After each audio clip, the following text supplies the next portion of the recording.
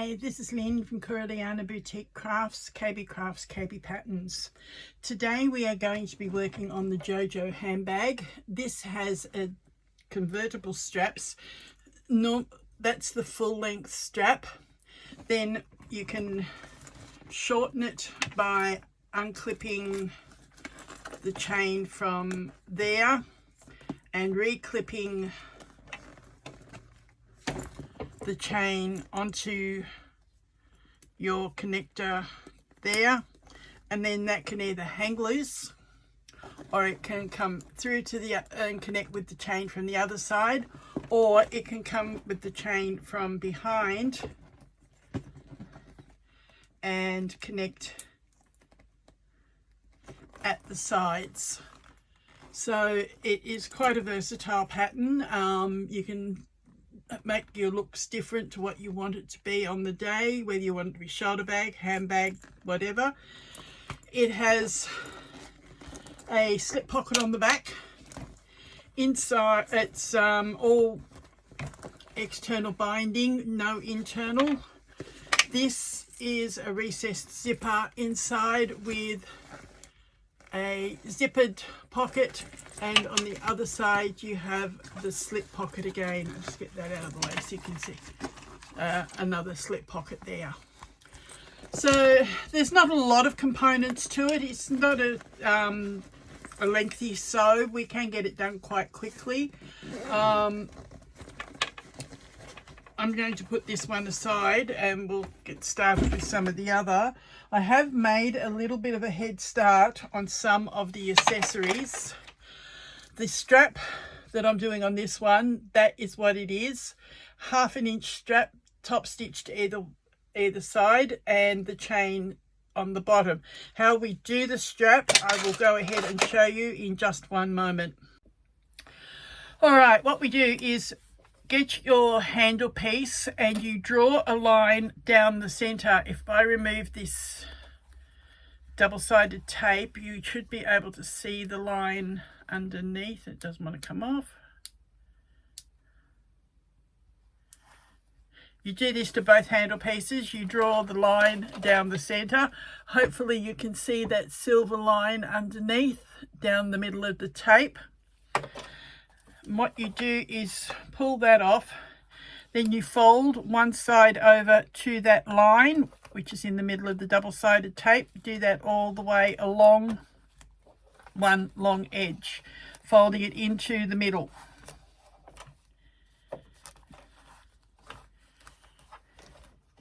Just keep folding to the middle. I find this particular vinyl, I've had this for 18 months or more, and I never ever used it. It's a suede look vinyl and it's very fluffy on the back, but it actually is good for holding and not flipping open when you're trying to fold for straps. So again, then you turn it over and fold the other side. It actually meets in the middle.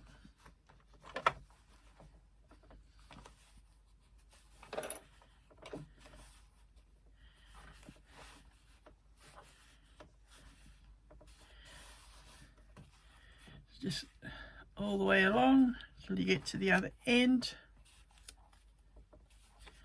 Then all you need to do is fold this in half again so that you have your 1/2 inch width strap. Do that and place clips on it, and then when you're finished, top stitch both edges like I have on that one there.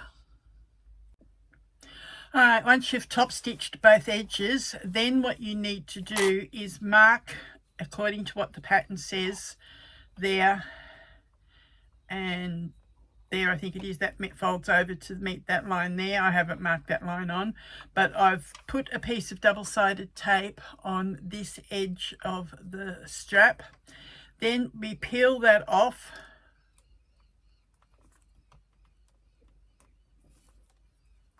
D-ring at the end of that tape, fold it over and press it against the rest of the strap. You will then mark 2 rivet holes and you will punch through those 2 holes. Then you will put rivets onto your strap to finish like that. Add your piece of chain and your strap is ready to put aside to use at the end when we finish construction. I'm going to be showing you a couple of other methods of pocket facings that I'm not using and strap connectors that I'm not using, because I am actually using strap connector hardware on this particular one. So where the marks are for the strap connectors, you can actually place your hardware at that point, and your label can go anywhere on the front that you wish to place it. So I'm going to put that aside again now, and we'll go ahead and we'll do these. So your strap connectors are folded in half the same way we did with the strap, but we don't do that second fold. We just leave it with the raw fold in the middle there, and we will stitch 1/8 of an inch along each edge of the strap connectors.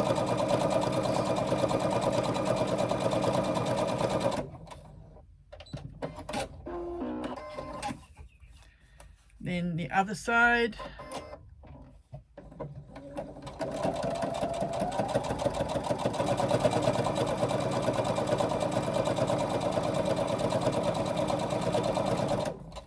There will be some stages where I stop and go and do some top stitching on the industrial, but where I can show you on the domestic, I will. Cut that in half now that it is done, and you have 2 strap connectors out of that, and you repeat that for the second piece. Then you will have your strap connector slot marked. It's marked on your pattern, so mark that on your fabric. I've actually done a couple of little tiny slits at the side to make it easier when we put this in. Put that in so that it's just under halfway there. So the halfway point would be about here on the strap connector. Then we are going to do a row of stitching just across the edge, just above the opening of the slit.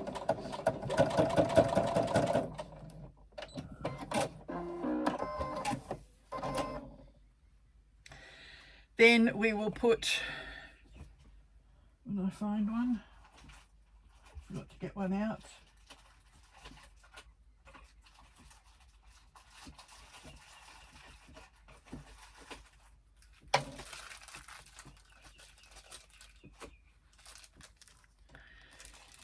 I'll use a 1-inch triangle for this.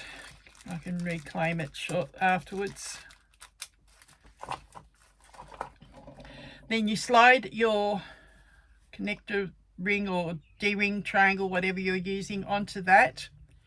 Then you will poke this back down through that slot, flip it and pull it down.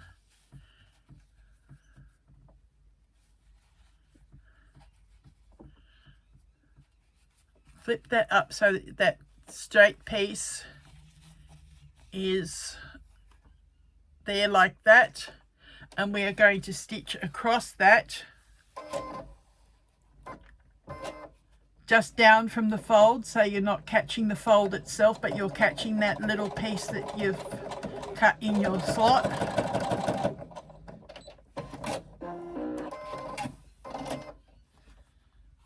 And there you have your strap connector hidden in the slot.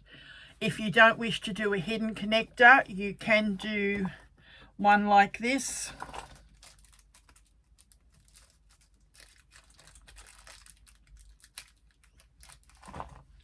Fold the connector over the strap connector. Then what you can do is bring that up a little bit so that it's not right at the bottom, and then you can fold that piece up to meet it, and you can stitch that in place by stitching across underneath the triangle.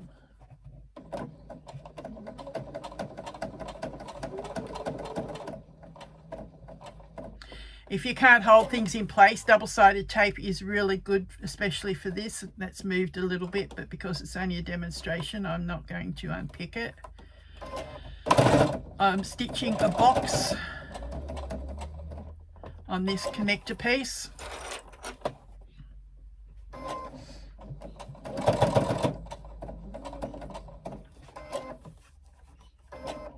Back up to where we started.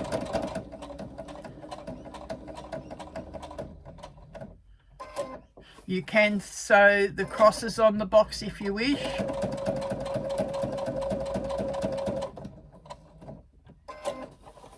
And back across the stitching that you've done before, the other corner, and then back up diagonally to the top corner and finish off.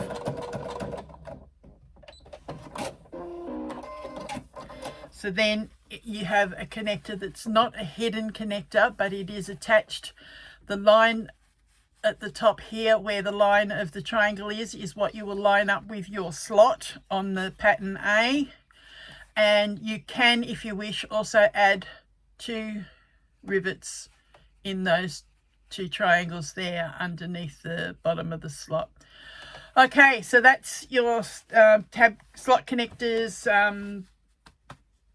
ready, whichever method you wish to use. As I said, I've just done these as demonstrations. That's why it looks odd there. I'm not worried about that because I will reclaim the hardware. Then the other thing I want to show you is, because I'm going to be doing a overlay for my zip, I'm going to show you how to do the zipper facing if you wish to use that method. I've got the box drawn on the back of the facing piece. I'm going to stitch along one line, along one of the outer lines, up to the corner.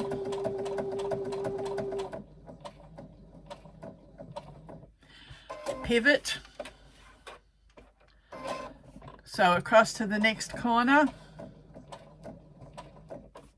Pivot. Go down.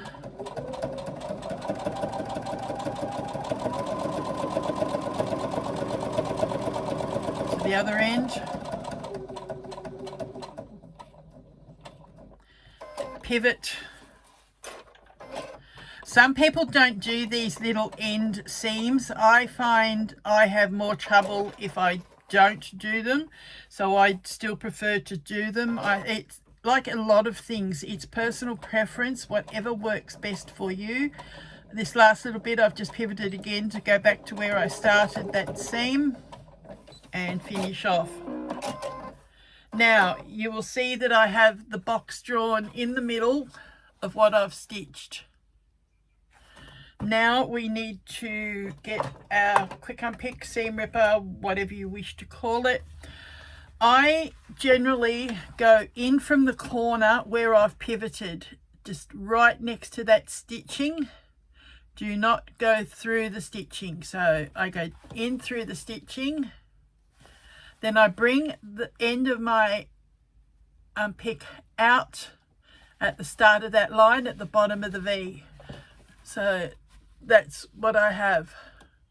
And when I do that, I cannot accidentally go too far. I only go as far as I've brought that back out. Then doing the other part of that V, I come in the opposite corner. Again, I come out where that opening is and I slit. So my V is now cut. I do that to the other end as well. I'm just going to quickly do it.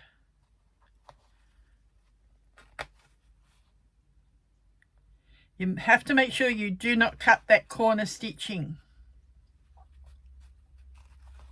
And the top of the V always comes down to a center line through that box. Now that we've done the V's, we get our scissors and we cut down that center line that we drew on.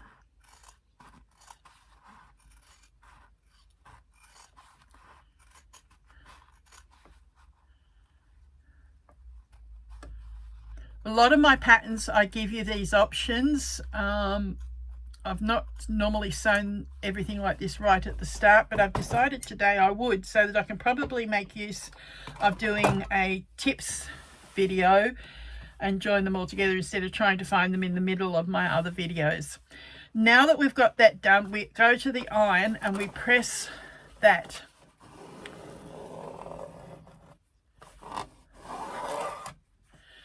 Flip back, flip the other side over, and you will press that seam. If you're using vinyl on part of it, you can't use the iron. You need to just finger press it, whatever. I find my nail does a better job. And then I do the little end pieces as well.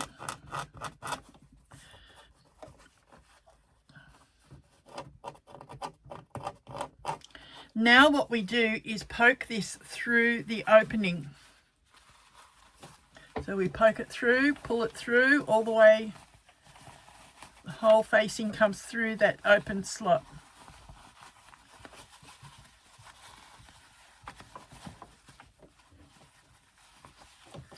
Okay, so now we have on the wrong side our slot with our facing, and the other piece that it's on, and again go back and fully press this at the iron. I'm just going to finger press it for now. Then when I turn that over, you have your opened slot for your zipper to be placed in when we get to the pattern part where we do the pocket.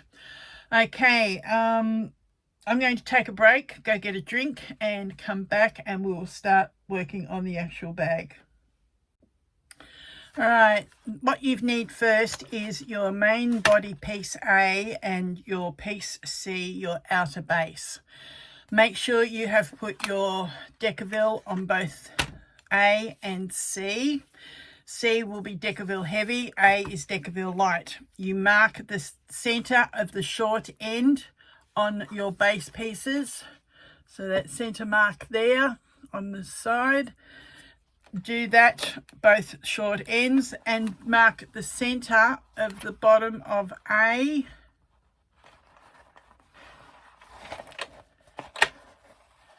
That's it. On the floral, it's hard to see, so I've marked my center there on A, and the same on the other side. So it's on the short ends of C and on the long ends of A. This is where we will now match up our markings of C and A. Centrally across it, there will be a slight gap on each edge. That is to allow for the positioning of the binding when we sew it all together at the end.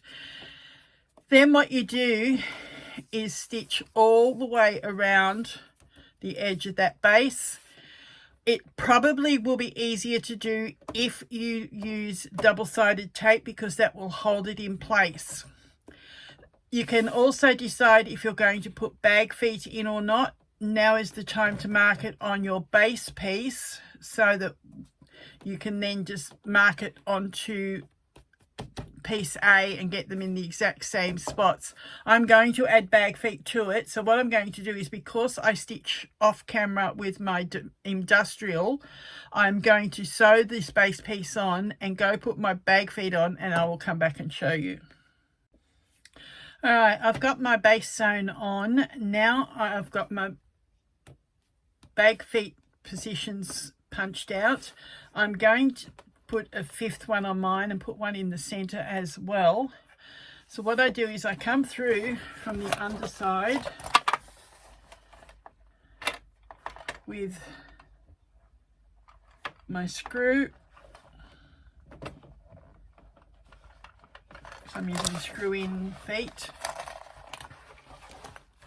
Come here to the right side and push down on that so that you've got room for the upper piece to grab hold. Place that on the screw. start it off so that it's got something to hold on to, and something just fell down and made a noise. Then I get my screwdriver and I come to the other side, and holding that piece that I've just put on the outer side, I tighten that screw as much as I can, and that is the bag foot on. I'm going to go ahead and do the other 4, fix up what fell, and I'll come back. Alright, we have the base on now with the feet on it. I'm now going to put that aside for a moment while we work on our back slip pocket.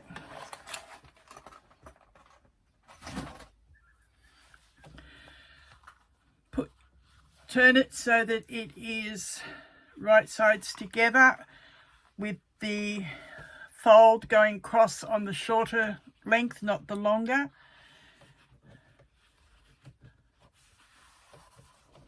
Then do your 3/8 inch seam all the way down.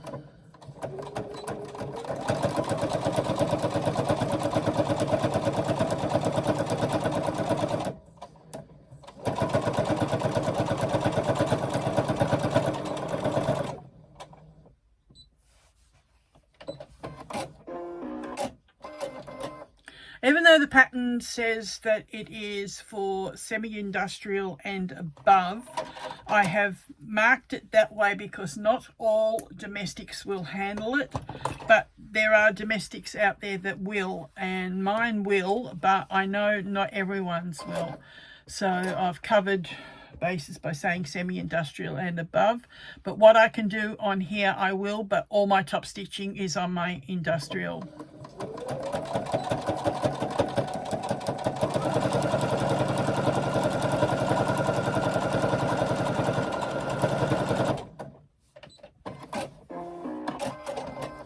Now we are going to clip the sides of our seams out on an angle like that to reduce the bulk when we turn it.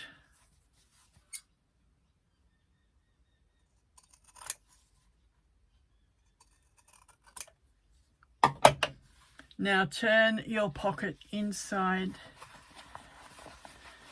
or turn it right side out.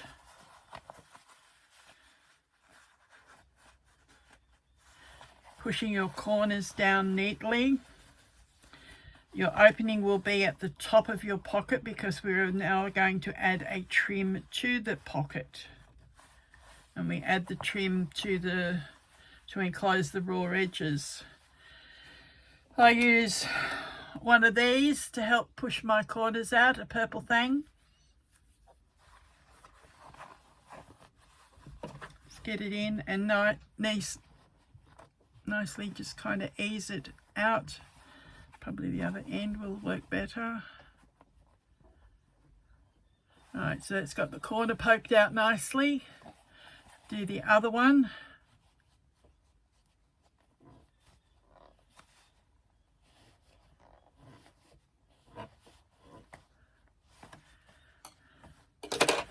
Remove our cuttings, we don't need those. Now we are going to press that as flat as we can with our fingers. Get our piece of pocket trim. I'm going to actually put some clips on the sides of that to hold them, kind of press them flat while I work on preparing the trim. Again, we are going to use our silver pen, and I don't know where it's gone, so I'll grab another one out of the bag.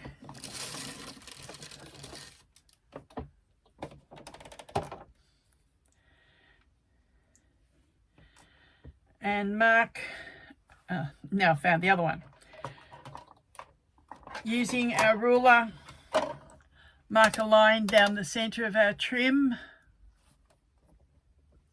When you're marking this line, make sure that you don't position your pen upright like that. Angle it in to the edge of the ruler so that you are actually meeting the ruler and not out from it a fraction. It's only very, very minuscule, barely even a 1/16 of an inch, but it does make a difference. All right, there's the cap. I'll put that back in the bag now that I found the other one. I buy them by the 100. I've got a heap of them. Now I'm going to use my tape, if I can find where I've put it. All right, now that I've got my tape, I can tear off a piece of double-sided tape, put it down one edge of the trim along the outer edge. Doesn't have to start right at the end because the trim is slightly longer. It allows us to be able to trim it afterwards. And do the same to the other side.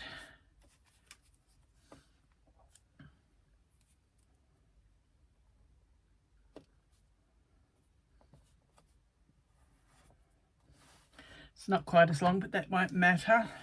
Get the tape out of the way. Now I'm going to peel off. Actually, what I'm going to do first, I'm not sure if I've put it in the pattern or not, but I'm going to actually do a basting stitch across the top of this pocket to hold it in place.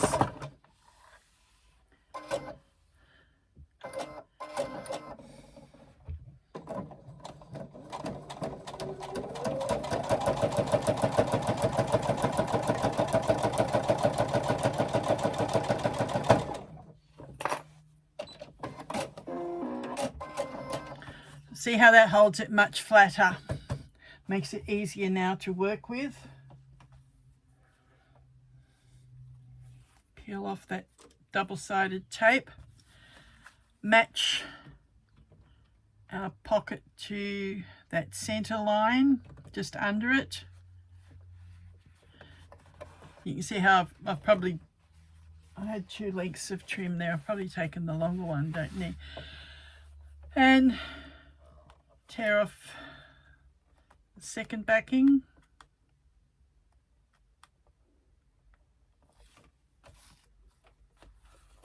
Fold this over.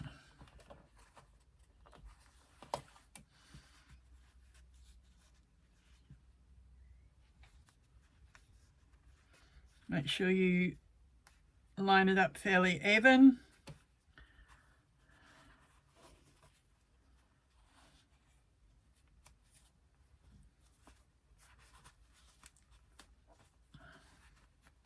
Now that you've got that across the top of your pocket, go ahead and top stitch it along the raw edge. You can do both edges if you wish. I'll come back as soon as I've done that.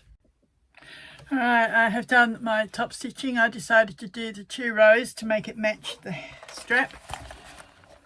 Now what we need to do is find our positioning here on the back between the strap connectors, but down enough that it's not going to be affected by stitching, that you're not going to get in the way of those. I probably should have waited to put them on rather than put them on now, but I've done it now, it won't matter. Bit of double-sided tape to hold the pocket in place.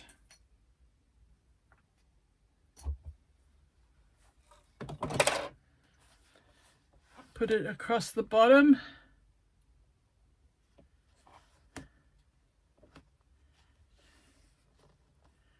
And just a couple of little short pieces at the top.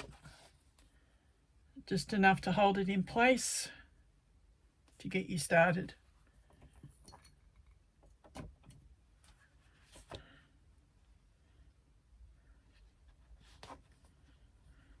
All right, so there's my double-sided tape on the pocket. Peel off the backing. And my hands aren't working again today. Why is it every time I try to film, my hands end up not wanting to work?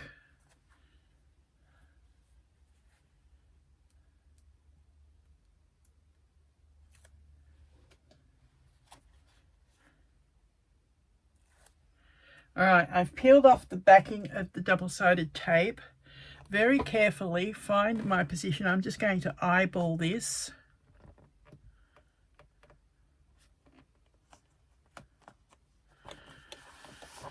Press it down.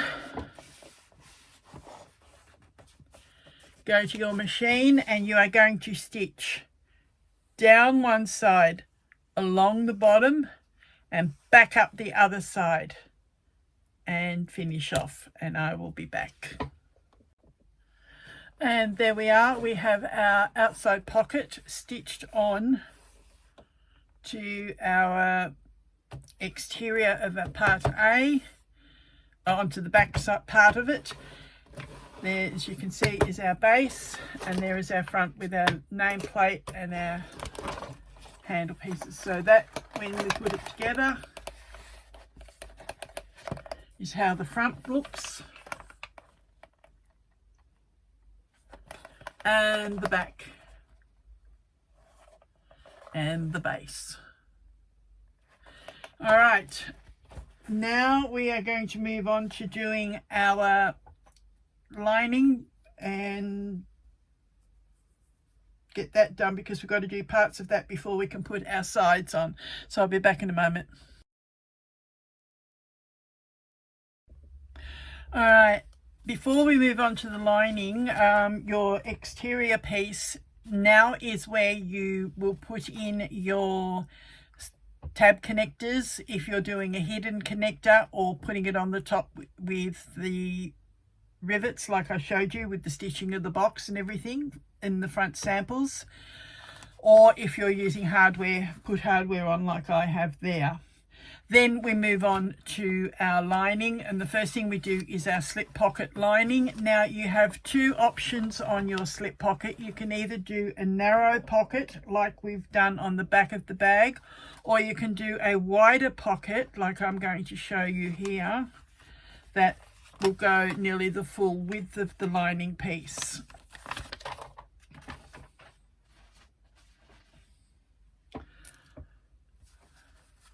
I've got two pieces that were cut on the fold, so what I do is I put them right sides together,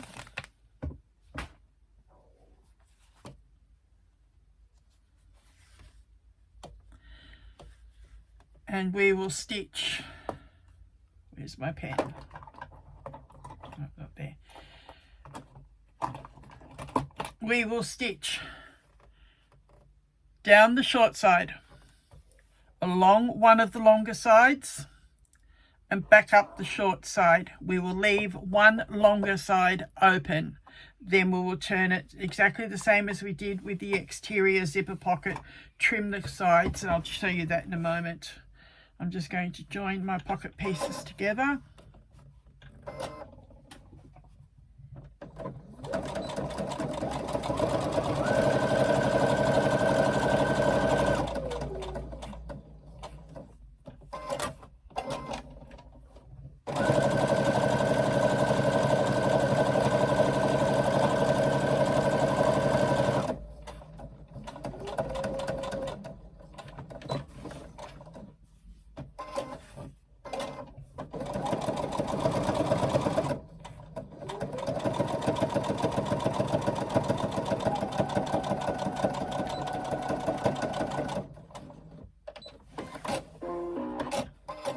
All right, so I have stitched those two shorter sides.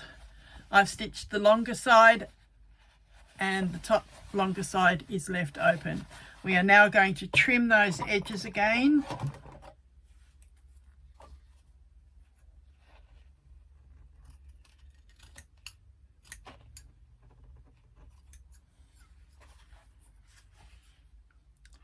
Then, depending on what lining you're using, I'm using a canvas as opposed to rubberized water canvas. So this one can be prone to fraying, so I've got to be careful what I do. But I can take this to the iron and press it, and that is what I'm going to do once I turn it. All right, so turn it right side out. Again, poking those corners out nicely with the thing. or whatever you have. Some people use a skewer, a chopstick, whatever you've got that works for you.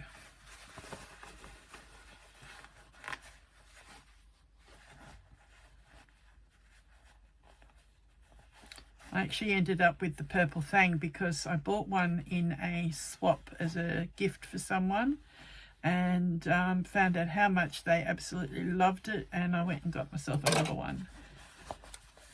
I actually now carry one in my quilting kit that I have in the car that I don't bring into the house because I only quilt when I go down to the shop, and the other one that I have here in my sewing room.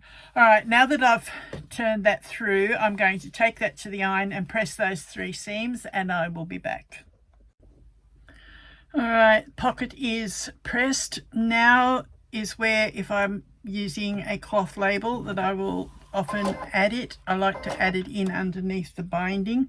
I'm just going to quickly baste it to the top of the pocket. Because I've pressed this pocket, I don't need to baste the top seam like I did on the other vinyl pocket.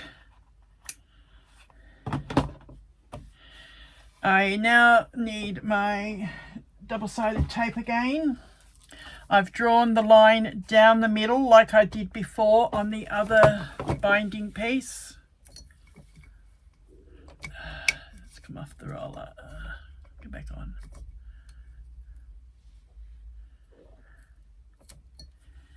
Again, along outer edge of the binding strip.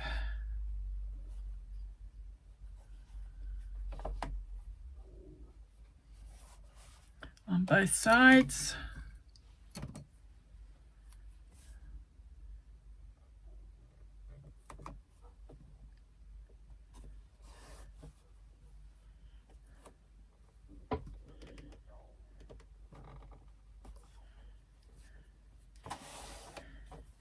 Peel off one edge.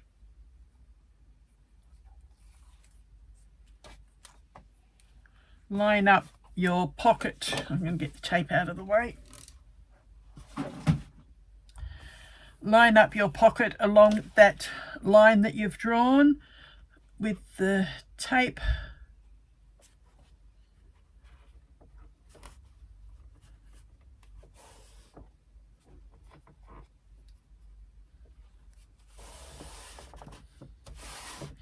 Then peel off the other piece of backing paper.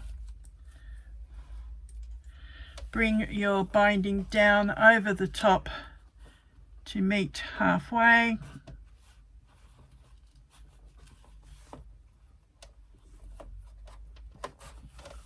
See how it puts the label in underneath the binding, holds it nice and neat. Even that up a bit.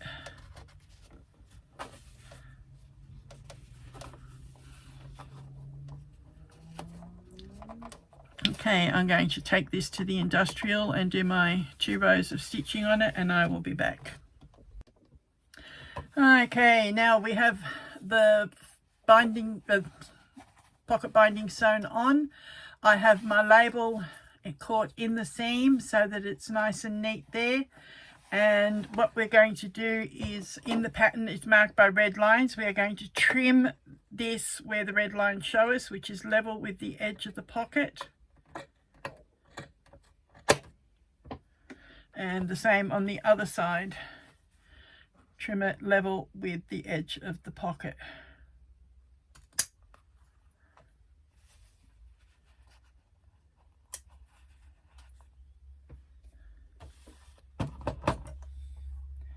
Now we are going to get our body lining.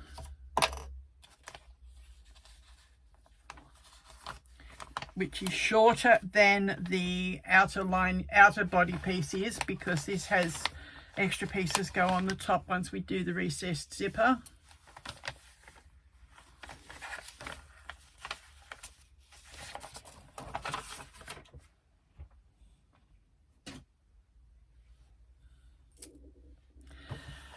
All right. fold this in, open it out first might help.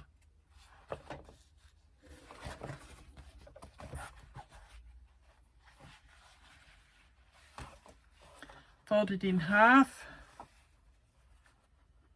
and we'll be working just with the one edge of it. Work out where we're going to place our pocket. Visually nice, center.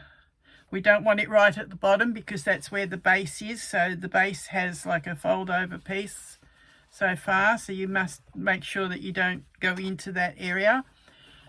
But you've still got to leave yourself enough room at the top with the recessed zipper and room at the sides for your seam bindings. All right, so position it down. I've actually put it roughly, where are we, ruler? Roughly 2 inches down.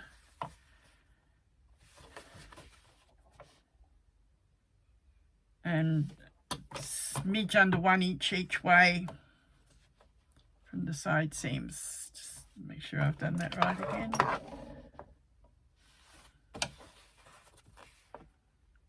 Yep. So that is now centraled on there. I'm just going to get a couple of pins so that it holds.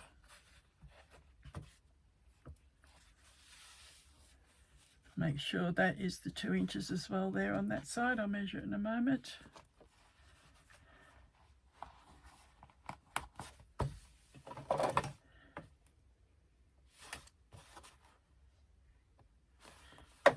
So we go down just a fraction.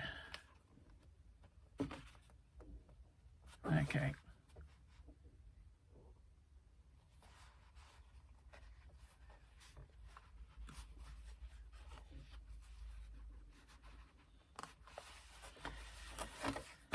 Then you will open that out, go to your machine and stitch your pocket on.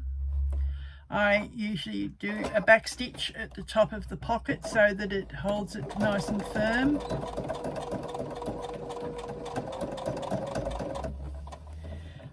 Stitch all the way down the side.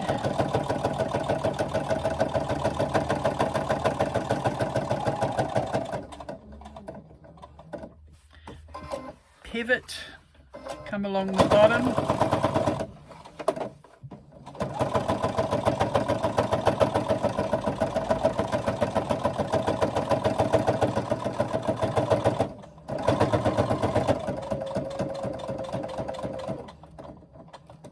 Pivot and come back up the side. I have caught it, but not much. I'll have to redo that bottom seam. I've actually caught the fold underneath, not the top fold.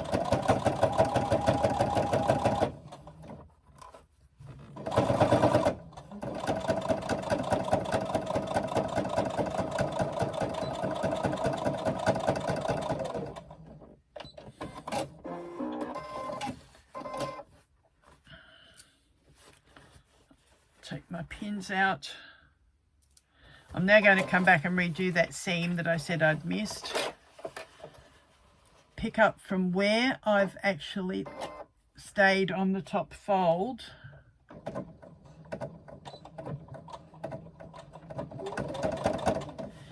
Now where I've missed, I'm going to make sure I stay on the top fold.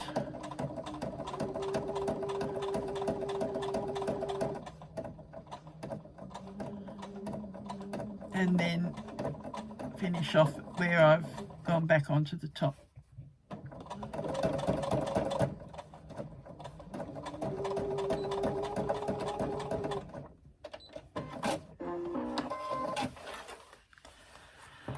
Alright, that is the bottom of the pocket, so it's not going to really be visible when people look inside.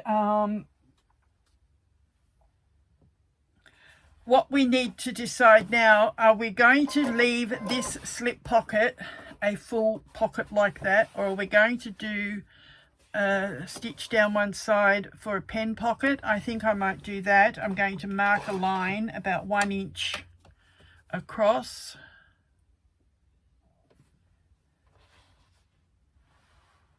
I know you're in there somewhere.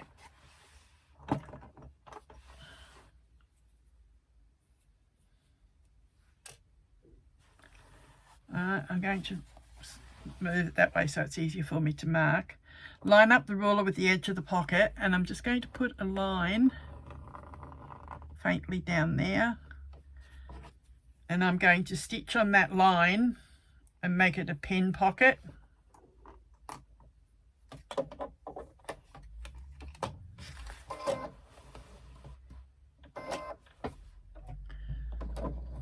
Again, double stitch across the binding to hold it firm and stitch down that line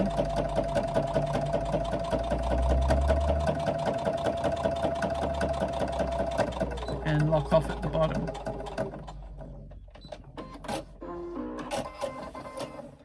So now if we want to add a pen to our pocket inside our bag, I've got one here, we can actually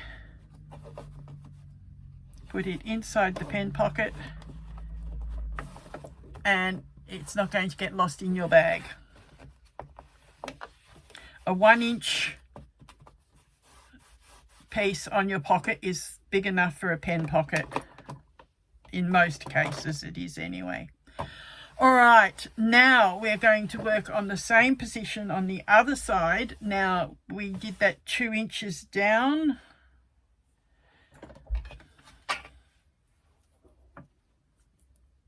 Is 2 inches down. So what we're going to do is 2 inches down on this edge. I'm just going to put a couple of pins in for a moment so I can see where the 2 inches is.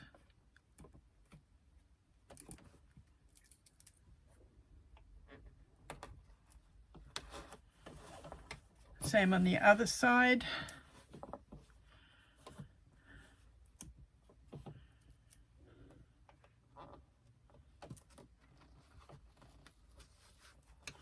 And find the center.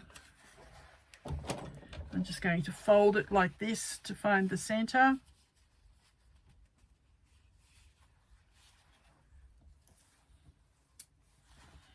And put a pin in there. This is just getting ready for me to line up for my zipper overlay.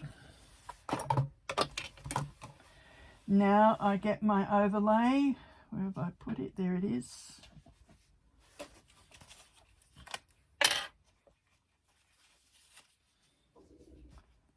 I could have used the outer vinyl or this, but because my lining actually matches my outer vinyl, I've decided to go with the contrast or accent color all the way through. We need to find the middle of this.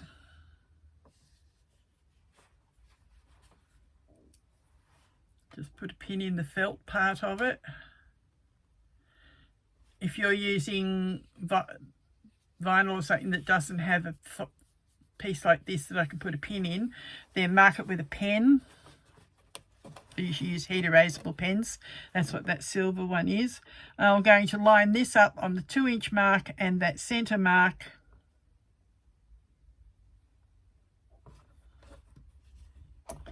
All right. That is where my overlay is going to go. I'm going to get some double-sided tape again.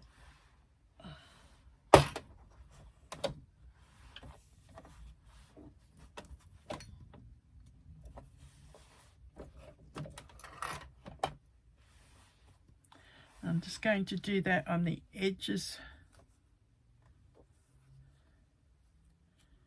of the overlay,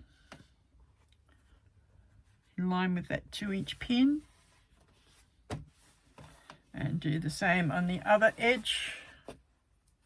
You can do it on the long edges if you wish. It depends on how much you need to hold it in place with what you're using. The more experience you get, the more you can do it with only smaller pieces. Some things do require the extra pieces all the way. When I come to do my zipper pocket, I will be doing it along the edge of the, it goes around the opening. All right, so again, backing off, lay that flat, and there we have the positioning of our overlay. Take my pins out.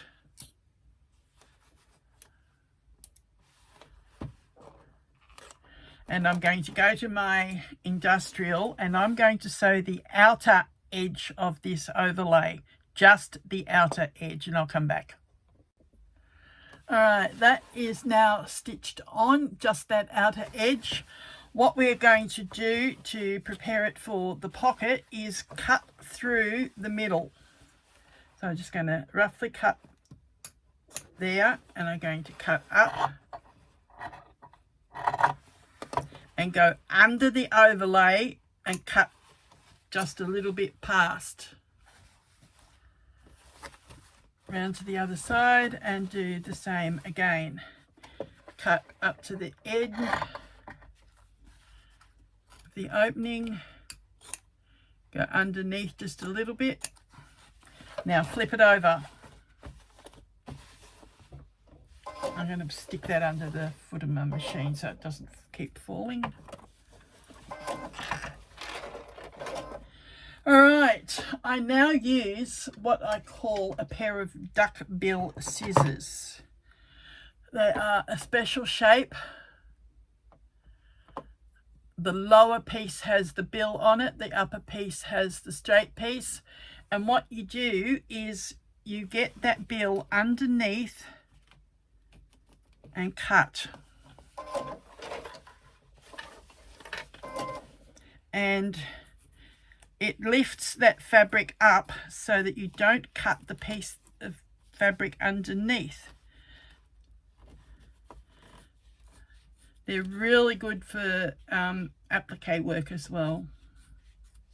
That's where I was first introduced to the duckbill scissors. I've still got a pair that I have from 30 years ago when I was doing quilting in another state.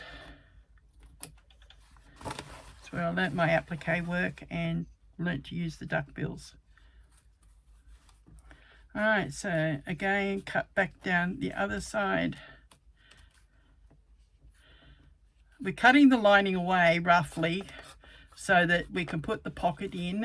It gets hidden by the pocket, so it doesn't matter if you're not neat, but try not to go too close to your stitching or too close to your edge of your opening. All right, so that's what we have. That's our opening all cut out, ready to do our pocket. So we'll put this aside for the time being.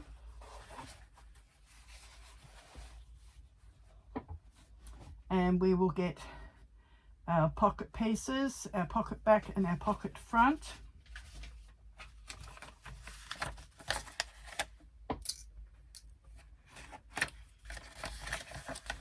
And it's warming up in here. I'm going to have to turn my fan on. Late in the afternoon I get the sun, and what's happening that's not working.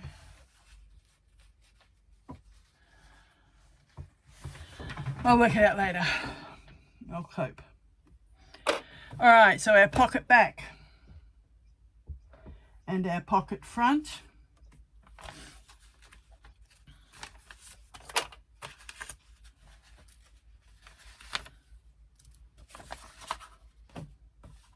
You'll notice our front is shorter than the back piece.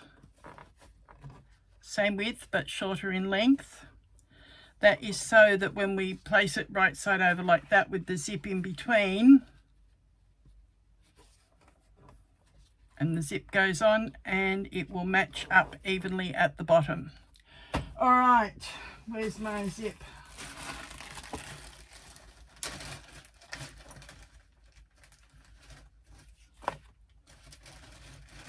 My zipper pull.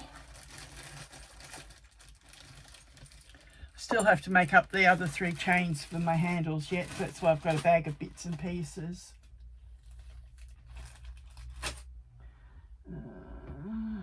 My fork.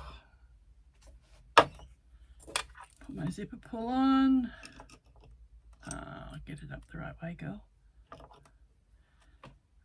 Open our zip. I always look to see which side of the teeth is at the lower end, so I know if I've got it on straight. And it's gone on right first up. Alright, so there's our zip. I only had the option of plain black or black checkered with the gunmetal, so I decided to go with the black checkered. And I've got one a little bit longer than I need. That's okay.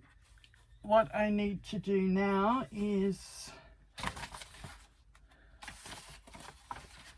match up with the instructions, so I do it right for you.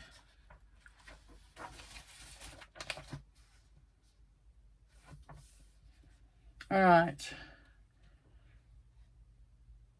Place the zipper pocket back, right side up on the work table. Place your zipper right side up on the top and align the top edges, and the zipper pull, whichever way you want it to sit when it's closed, put it that way on with this zip now. So if you want it closed to the left, you'll put it here with the zipper facing that way. If you want it to close to the right, you would turn it around that way. Okay, line up those edges. I've given myself enough room to work with. I need my zipper foot. Where are you?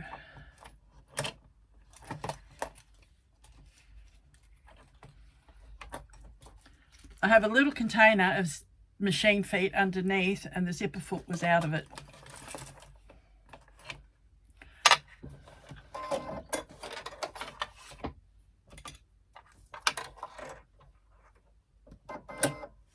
All right, so line those edges and baste that edge of the foot zipper onto the pocket.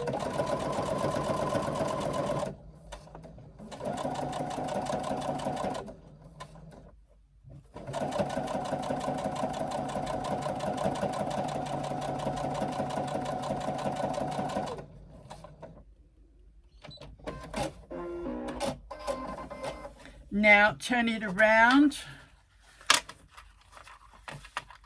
press that flat against the edge of the zip.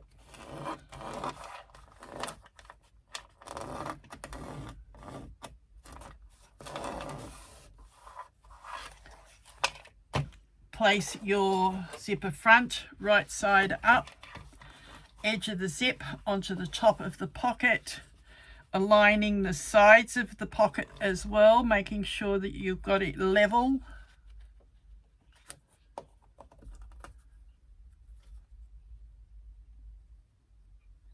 And baste that edge of your pocket as well.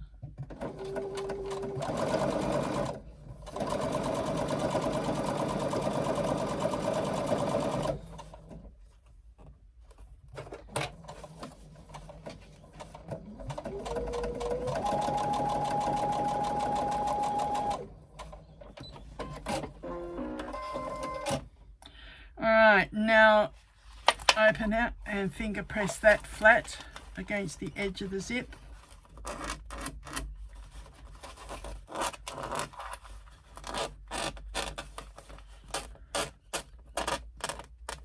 When you turn it over, you've got your zip like that, and your pockets are right side down, zip right side up, because you've flipped them and finger pressed it against. Then when you close it up, after you've inserted it, as you can see, the difference in the size of the pocket pieces allows for the size of your zip, so it matches. There's no trimming required at the bottom. Okay, now open them both out. Again, zipper pull to the direction that you want it when it's closed. I'm going to run some stitching across these edges so that they don't run off.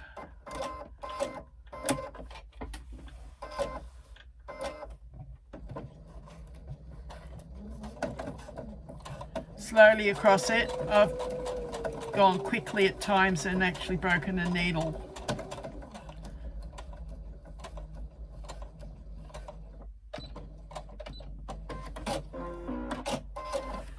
Okay, so I've just run some stitching across the end to hold the zipper tape so that that zipper pull can't come off any further than that. Do the same on the other end.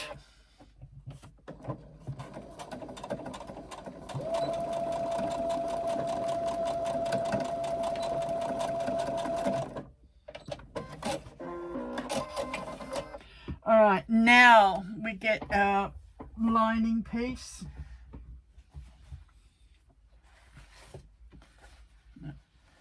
Double-sided tape and our pocket. We now run pieces of double-sided tape along the edge of the pocket. Now I'm going to use 1/8 inch tape this time. Keep slipping off the dispenser, makes it awkward. All right, there's the end of it.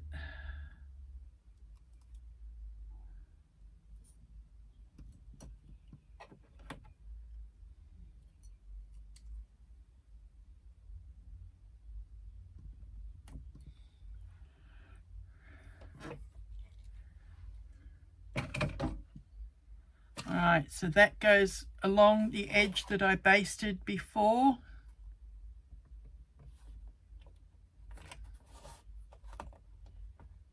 So you know that your zipper tape's inside your seam allowance. Sorry, your double-sided tape is inside your seam allowance. I just do that on that edge and the same on the other edge.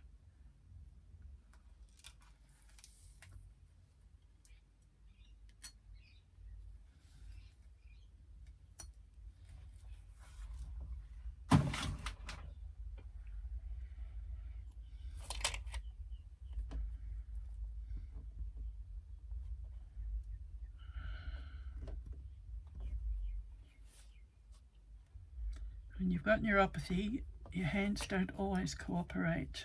They're actually not as bad today as they have been, but there's bits and pieces that they're still playing up with. I often have trouble with fine motor skill. Alright, that's that. Now we bring our pocket. Make sure that when we place this over our pocket, we've got the pocket up, the back up, front down. Our lining comes up and over the zipper and shows through.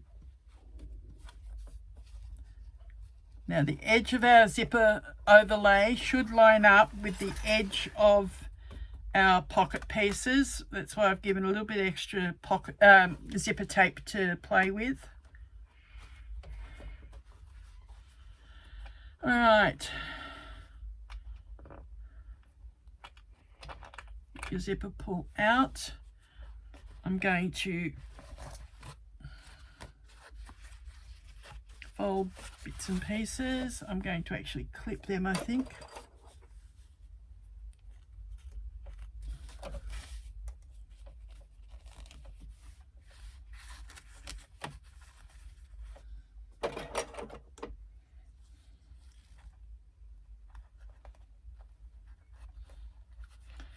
Alright, that way the folded pieces aren't going to come undone and get in our way. Now I can maneuver this where I want it. I want to line up that zipper in the middle of our opening. Flip that over. Pull our double-sided tape backing off. And being 1/8 of an inch, it doesn't always want to behave and come apart.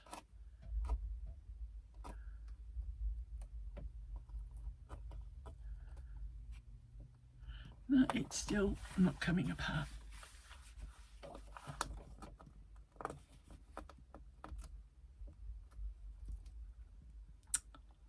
Come on. Get a pin and try and separate it.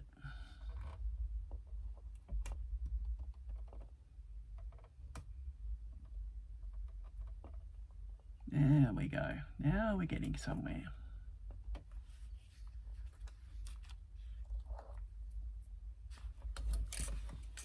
And flip that back over again, making sure it's central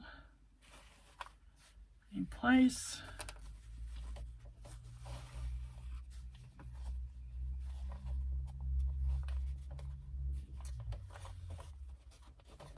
Press that against the double-sided tape so that it holds in place firm, and then flip this other piece over and separate the double-sided tape backing. Again, it's not going to.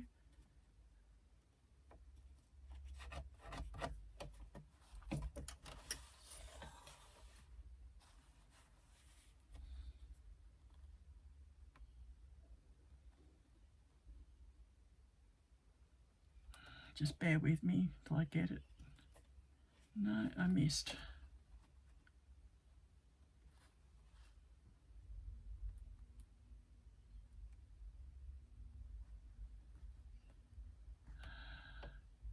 This is why sometimes my tutorials don't always coincide with being released at the same time as the pattern.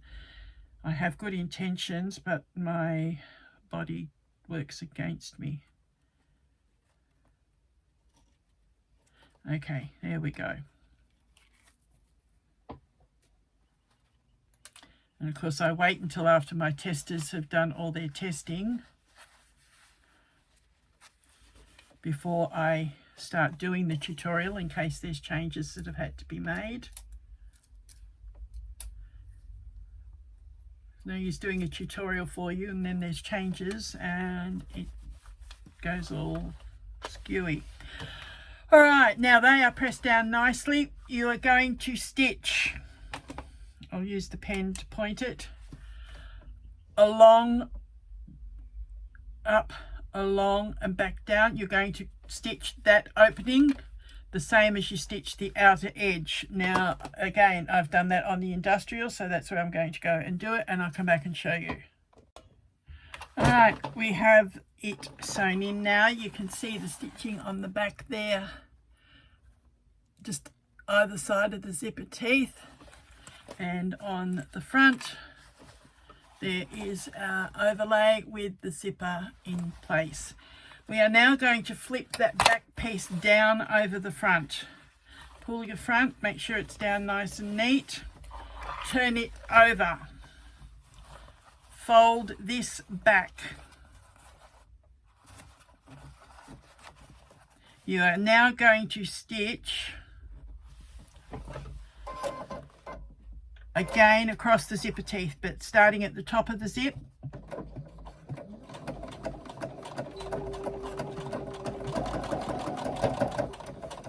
You're going to stitch down the side of the pocket.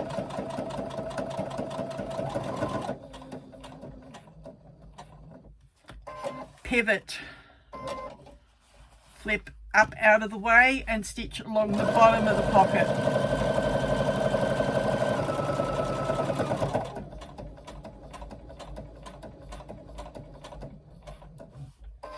Pivot, now flip it again that way, the other way towards the center, and fold everything back out of the way.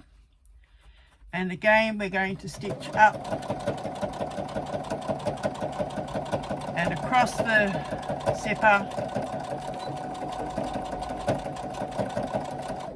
and finish. You can trim those zipper pieces if you wish. I'm going to.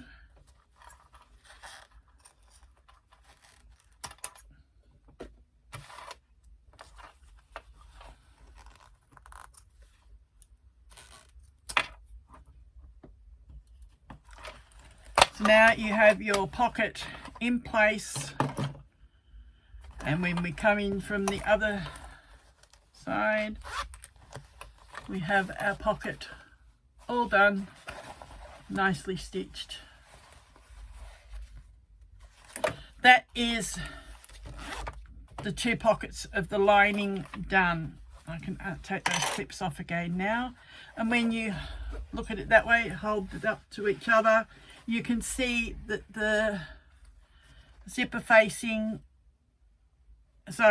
overlay and the top of your slip pocket line up with each other. Now we are going to start doing the recessed zipper. Okay, now onto the recessed zipper unit. You need to put your Decaville light on 2 of the pieces and leave 2 not with any Decaville. Then you pair up 1 of each for each side of the recessed unit. You are going to mark 3/4 of an inch from the end. Oh, it's not working real well.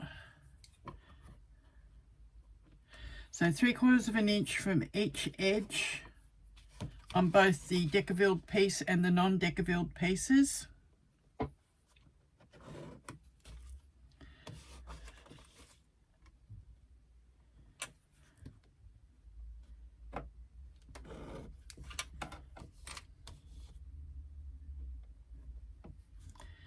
So that's one end done. So now I flip them and do the same on the other end.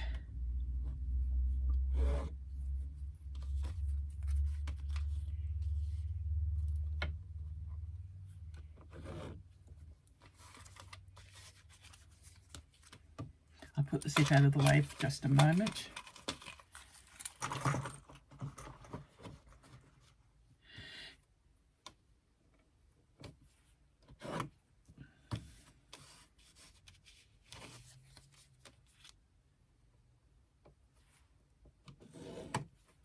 Now, each of those ends that you've just put that mark on, you need to, and there goes the pen falling right down.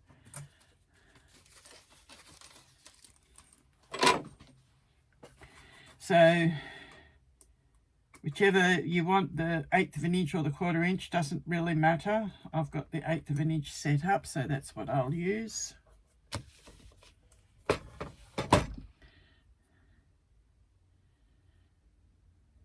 So you put that on each short edge of this piece G.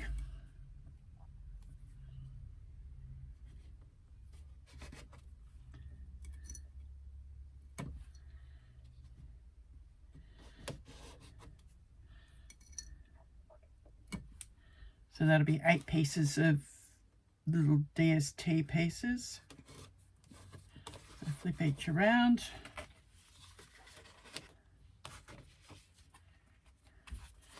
And do that again.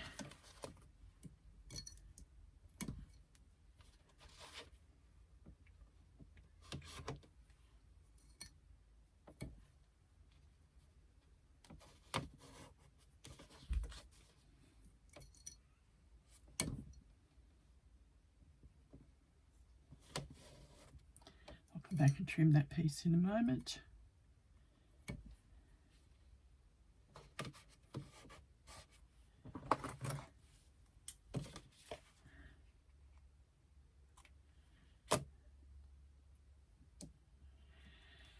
Okay, now what you need to do is turn up each of these ends.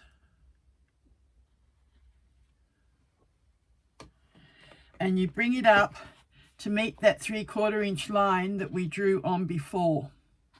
So bring the short end up to meet. This doesn't want to stick properly, but it will have enough to help us work with it. And again, this end.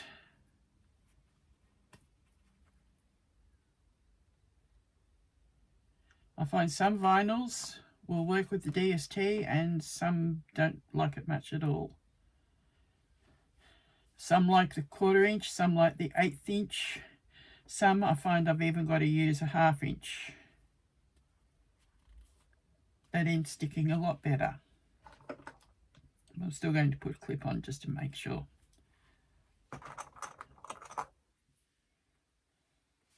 Alright, so that's what you will have on all 4 pieces once you turn them up.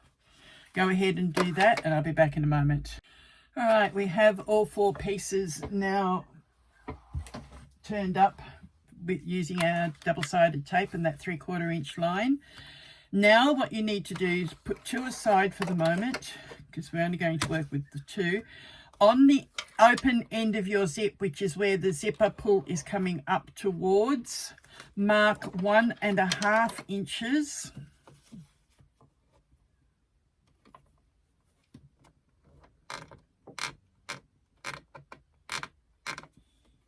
On both sides of the teeth.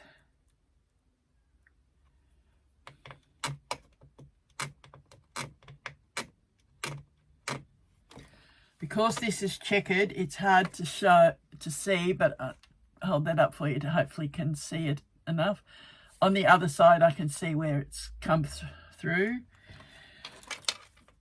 That then is what we will work with this set of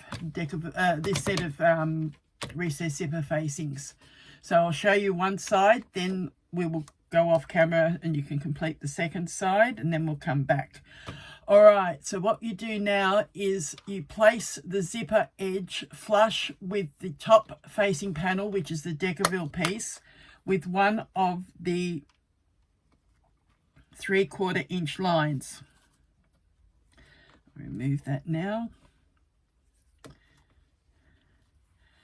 And I will put that back on there to hold both in place. All right, so what I've done is I've lined up that 1.5 inch mark with this 3/4 inch line that we folded up to. And I've done it on the wrong side of the facing. So that 1.5 inch line with the 3/4 inch line there.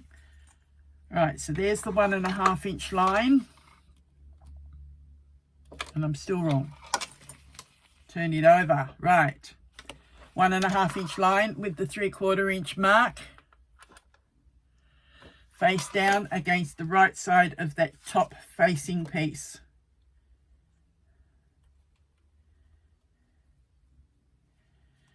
Then we place the other piece on top, matching up the turned up edge so that it's nice and neat.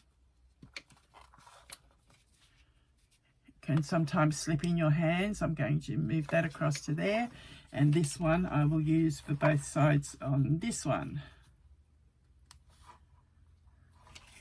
All right, and your zip flush with the edge all the way down to the bottom there. Now this zip is a lot longer than I need. I've got it long enough to be able to do the side panels afterwards. I'm just going to again get some clips out of the way.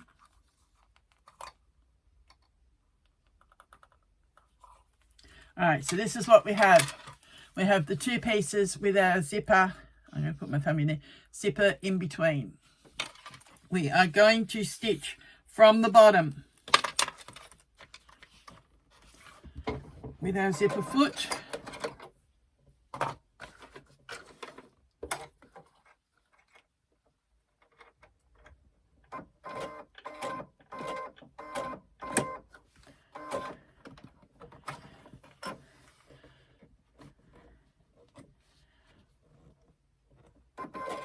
Start stitching at the bottom there that we've turned up. All right, that's just locked it in. Now move the zip up over the fold, and now we will continue stitching that all the way down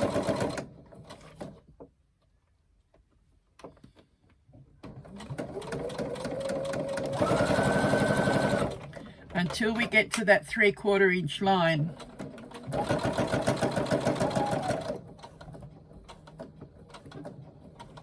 Okay, what's it stopping? something stopping it.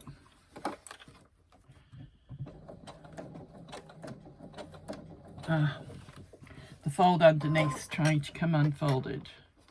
Right, so just be careful, move it with your fingers or that purple thing or whatever you use. Stop at that 3/4 inch line, separate that zip,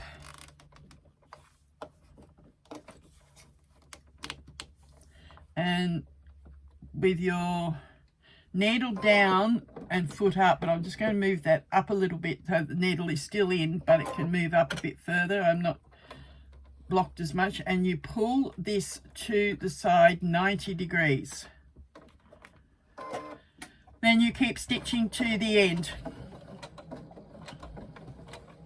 I'm going to back stitch just slightly to lock it in.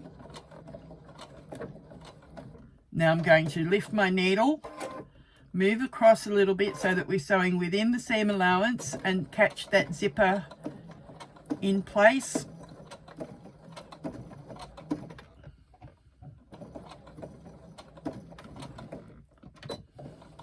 The machine's not struggling, it's just catching on that folded piece.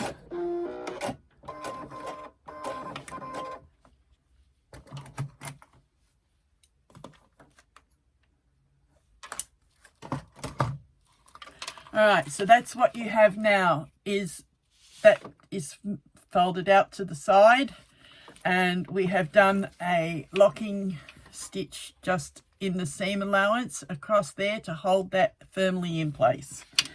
Now you can go ahead and trim that.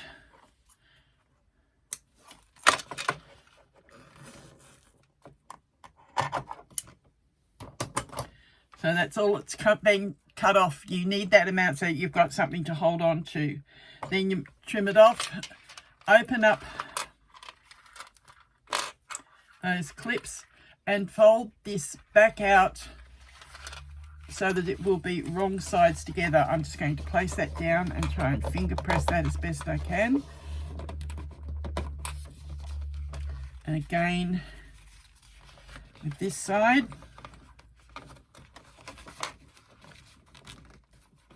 Now what you're going to do is, with these edges matched up evenly, I'm just going to pick it up in the air and hold it.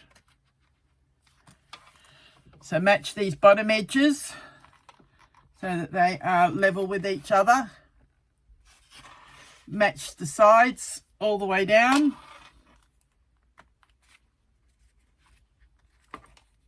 And make sure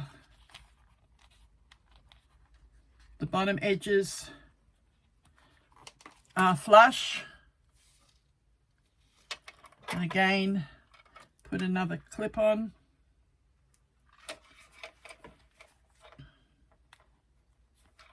All right, so that's what you have now. That is one side of your recess zipper. You need to sew a box along, down, and back along the seam edge using a top stitch and basting stitch. So top stitch along the zip edge and top stitch the two ends and the zipper and baste the other open end there in place. So I'll do that on the industrial and I'll come back and show you, and I'll actually do my second piece at the same time before I come back. I thought I'd better come back on and show you, because the second one we need to sew with the zip down so that we're still coming up to the open end of the zip. So I've already started that seam. Again, I remove that clip. When I get to this 3/4 inch line, which is the start of the folded down area, again they're going to catch on the needle plate underneath.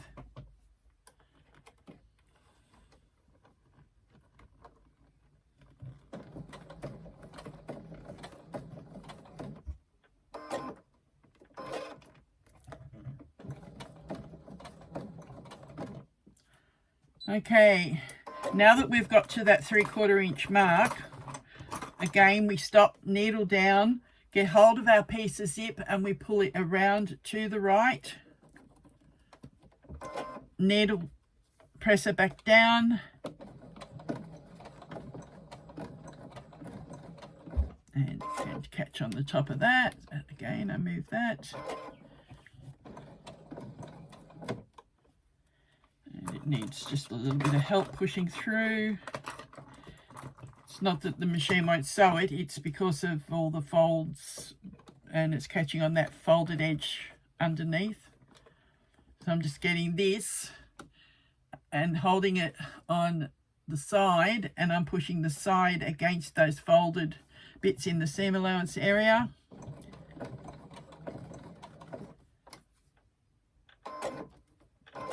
Making sure that the zipper foot comes up and over that fold.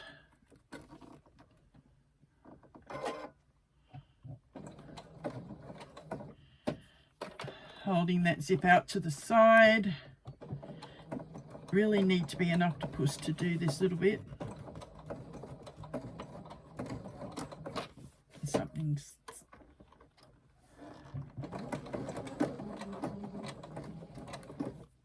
now reverse a little bit back across the zip. Needle up, come out into the seam allowance area. Again, still holding that zip across. Again, this comes in handy to hold it and do the stitching across in the seam allowance.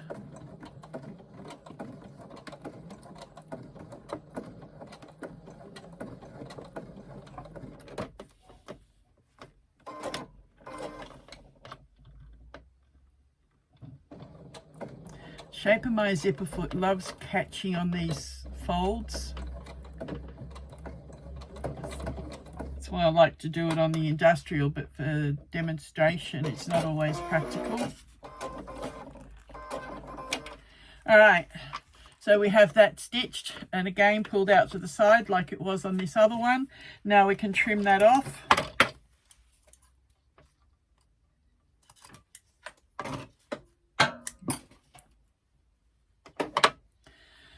Now, again, like we did before, push everything out.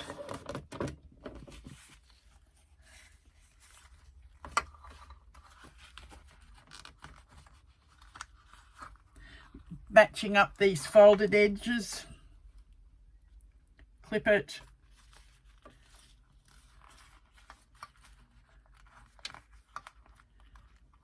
Clip it.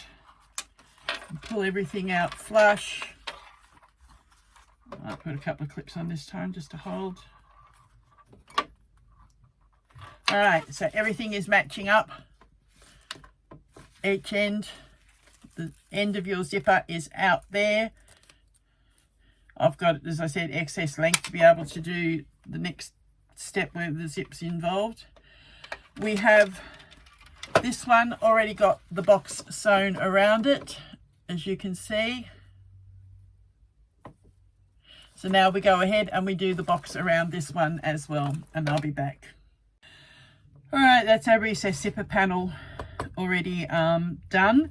Now, as you can see, I've started to separate the zip there. If you are quite confident that you can get your zipper pull on evenly and line up at the top, then you may take your zipper foot off and actually separate this fully, but I am not going to run the risk. I am going to stitch across at the bottom. Now remember, I've given myself probably an extra 5 to 6 inches to what I need to give me room to play with it on the construction of the outer and the lining.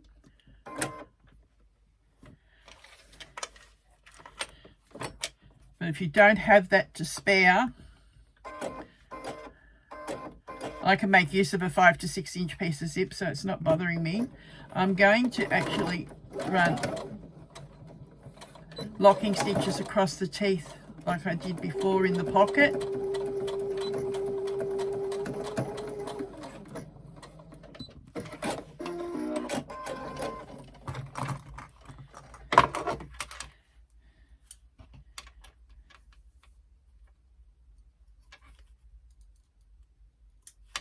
Now my zipper pull will only come down as far as that stitching. It will not come any further.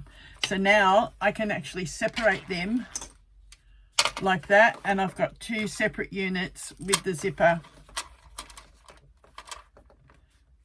like that. So that gives us room to be able to spread from one end to the other. Remember, our lining and outer are all in one piece, so this gives us room to literally stretch across. All right, next we need to get our lining piece.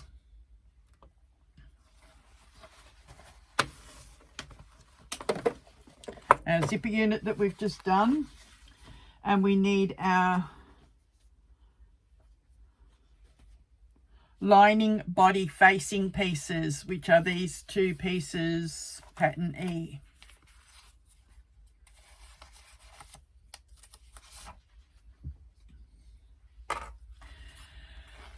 We need one piece of that,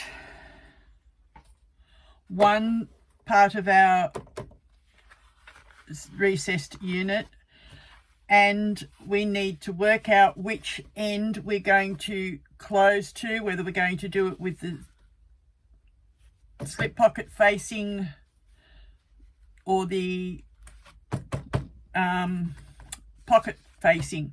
So I'm going to just put it in this way and have the slip pocket facing, and it will go whichever way it works out in the end. Now, face up lining, face up zipper unit, and face down lining facing. Now we need to mark the center of this unit piece.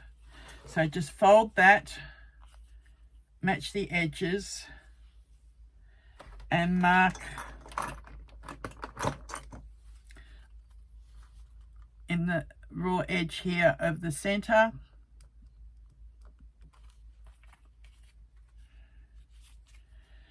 And find the center of your lining. Same way, fold it, mark it in the seam allowance. And with that, I haven't been able to see where it marked, so I'm going to mark it on the wrong side as well. It's one thing when you're marking areas, the print of your fabric isn't always good to be able to see where you've marked. Now, that is there, and it's in this leaf here that I've marked. Yes, in that leaf. Then I'm going to put the center marking from your facing right side up against that center marking, matching those center points.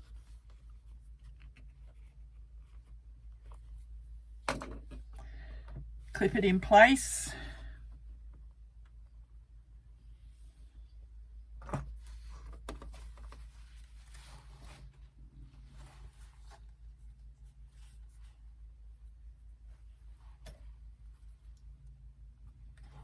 All right, so that's what you've got so far. Lining, unit, and facing piece now is going to match up. If you match the sides, the center should match anyway.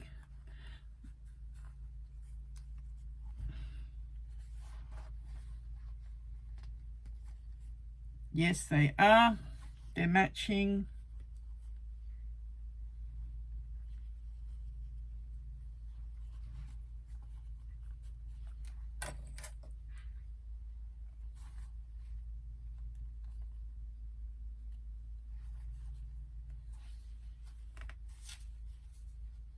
All right, so now we have lining, recessed zipper unit, facing. Go to your machine and do your 3/8 inch seam allowance.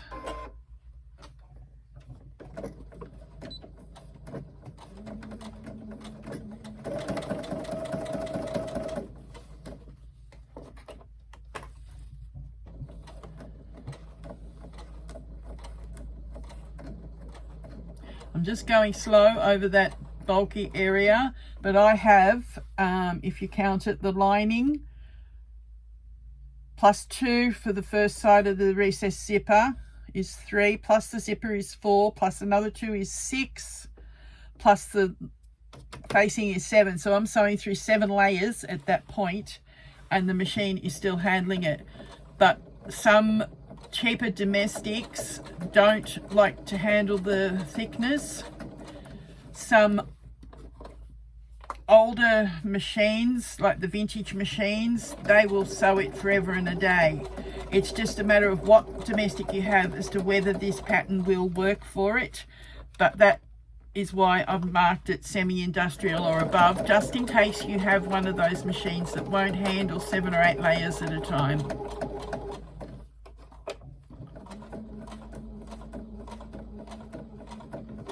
Sometimes going over those bumps, you'll need a hump jumper. This machine doesn't seem to worry about it. And this is not one of the dearest machines you can get. It's just a Brother Enovis F420, which is a domestic, but it's one that I've found sews a lot of things quite well, including going through leather.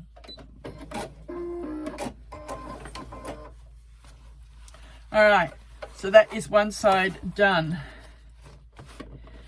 On the pattern, I've said to fold that away and top stitch on the lining, but really that forces the recess zipper down. What I should have done was put it that way.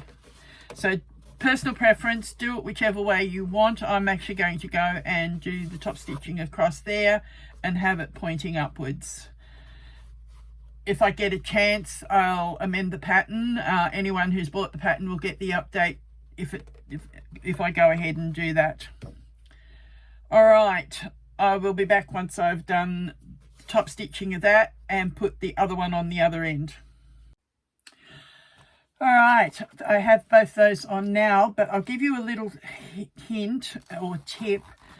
Zip up your recessed unit pieces when you go to attach the second one, so that you make sure that this end of your zip is not twisted. If you twist it, you make it very awkward. You'd have to cut off your stitching and reinsert your zipper pull anyway. But to stop it from twisting, just do it up a little bit till you get to there, and then to be able to work with it, just unzip it back down and it allows you to spread apart. All right, the next step, we need to get our outer unit. I think that's what it is.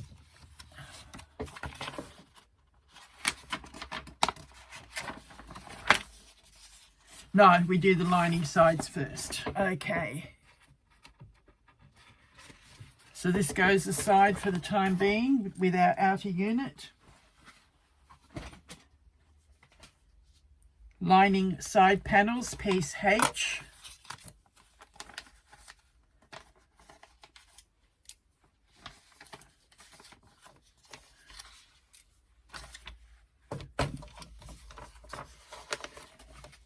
And your other two facing pieces, F, your two exterior fabric ones.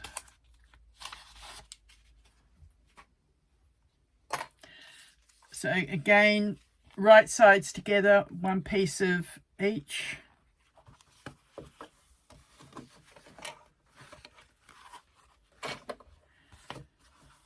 Lining up that top short edge. And again, 3/8 inch seam.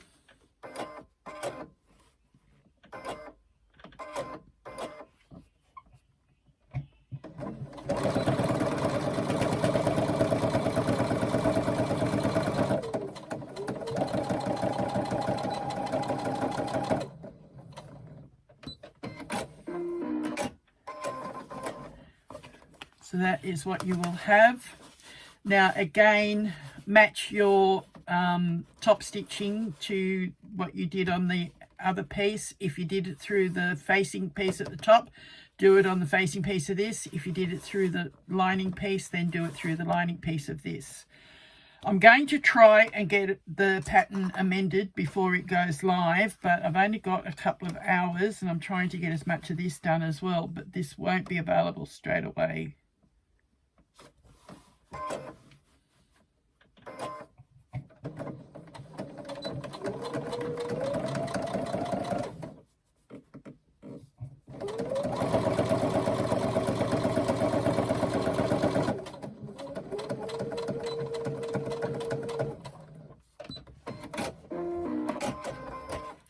Alright, I'm going to go away to my industrial and do my top stitching, and I will be back.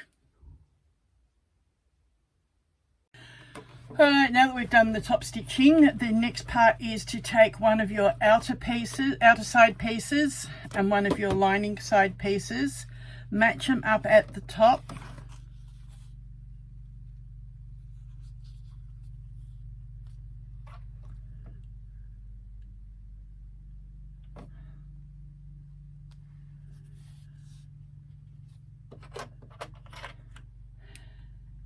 And what you're going to do is baste the side seams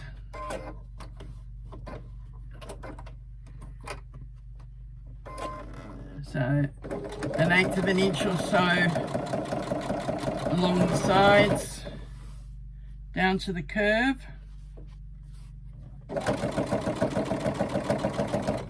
It's so that we use this as one piece when we come to do the final construction.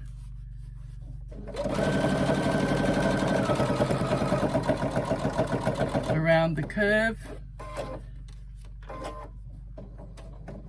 I usually do 1 or 2 stitches, lift and rotate.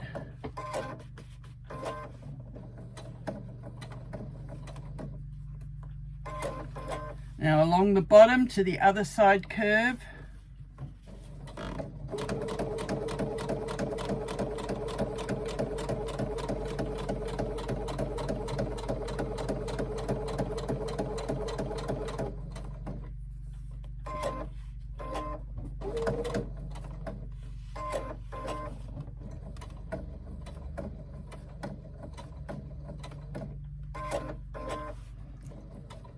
This basting will get hidden by the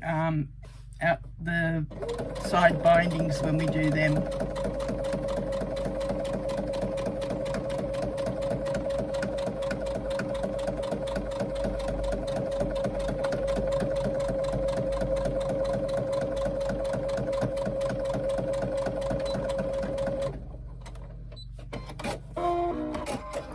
So do that to both pieces and top stitch this top edge together. Now make sure you line that up really well, because this is a raw edge construction and that top edge will be shown. So do that to both of them and come back.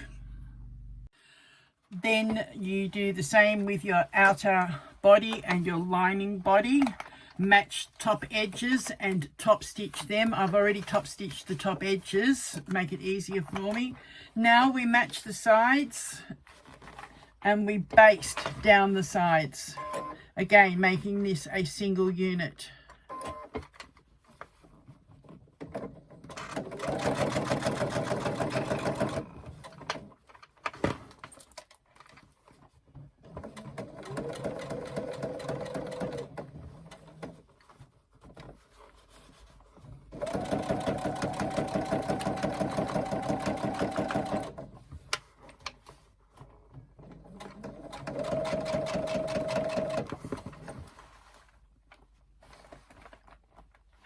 Now remembering to pair it such that if you want your zipper pocket against your outer slip pocket, do that. If you want the 2 slip pockets together, do it that way.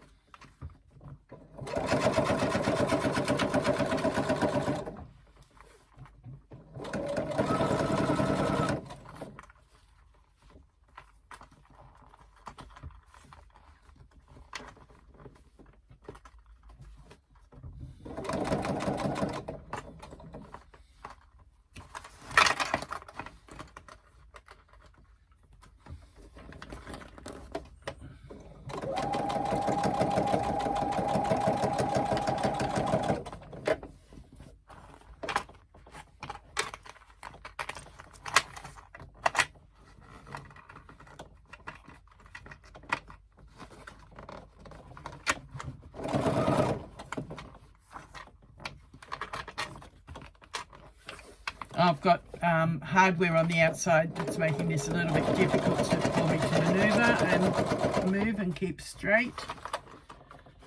So just take it slowly and I can get past them and get it done.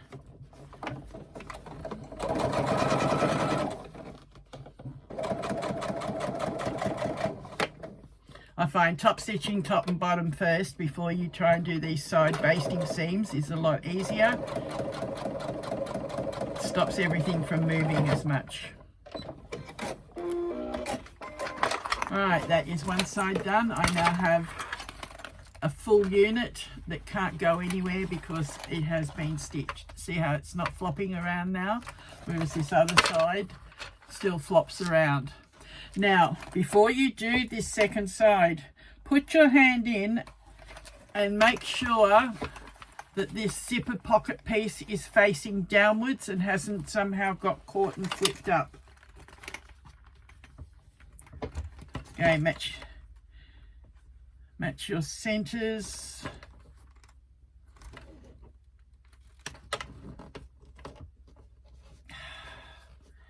Every time I try and pick it up, it moves, so I had to finger walk along it. Match your centers is a bit easier. I didn't do that. I cheated on the other side. I only put it in a couple of spots.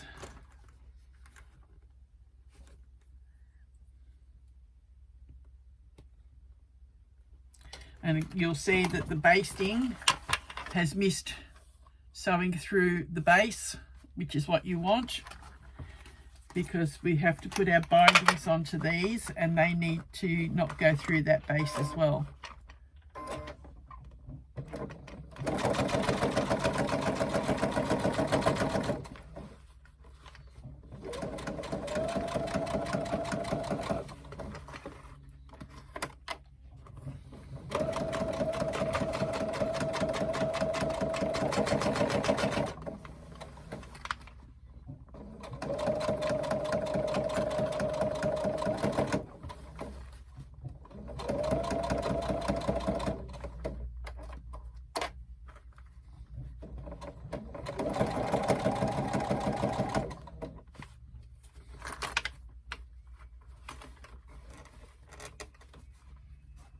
Sometimes I have things on the machine, on the bed underneath the machine, and it gets caught up when it's fairly long, so I'm just taking things easy and make sure I get through.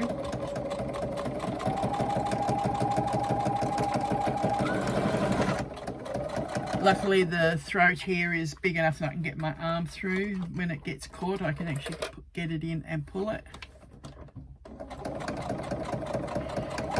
It's not that I'm actually pulling this through the needle, I'm actually guiding it so that it doesn't get caught up with what's behind.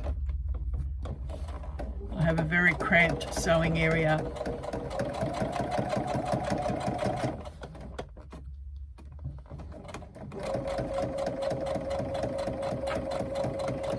This machine is actually on the table of my industrial, so it's actually sitting right side by each other. I actually have a whiteboard that I've got underneath that allows me to maneuver and move things around and holds the machine totally so that it can overextend slightly. Where there's a will, there's a way. Alright, so that is the outer and lining together as one unit. See why I've got the extra length of zip, so that I can move that and allow it to move. I've got room to move with it. Then when I do this up,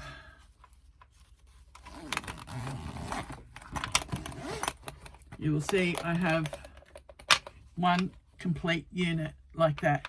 Now what we've got to do is put our side units on that we stitched together before and finish off with our binding.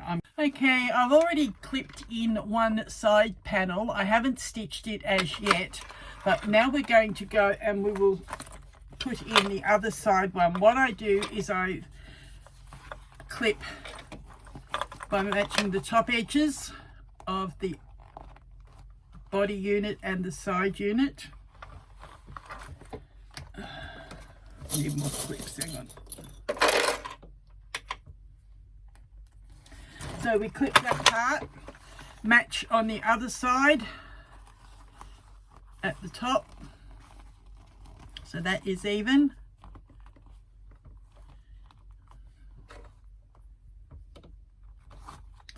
match the bottom, middle,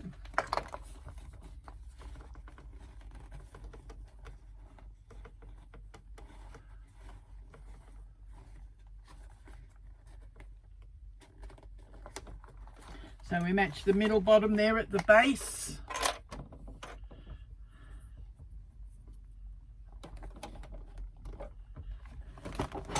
I'm going to move the camera up a bit. Alright, now we clip along the side down towards the corner unit.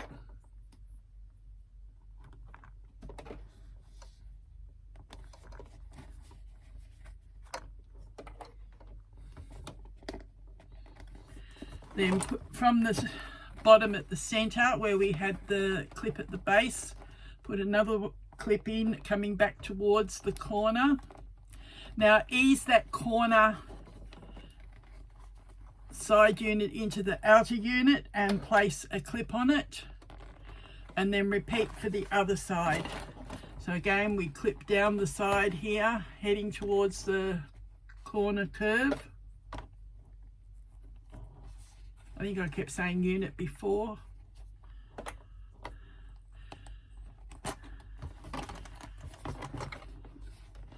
More clips. So clip down towards the curve, then come out from the base and clip towards the curve.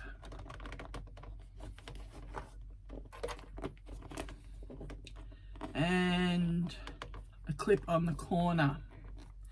Now very carefully, what you do now is with a 1/4 inch seam allowance, stitch down the side, so stitch down the side, around the curve, along the bottom, around the curve, and back up to the other side.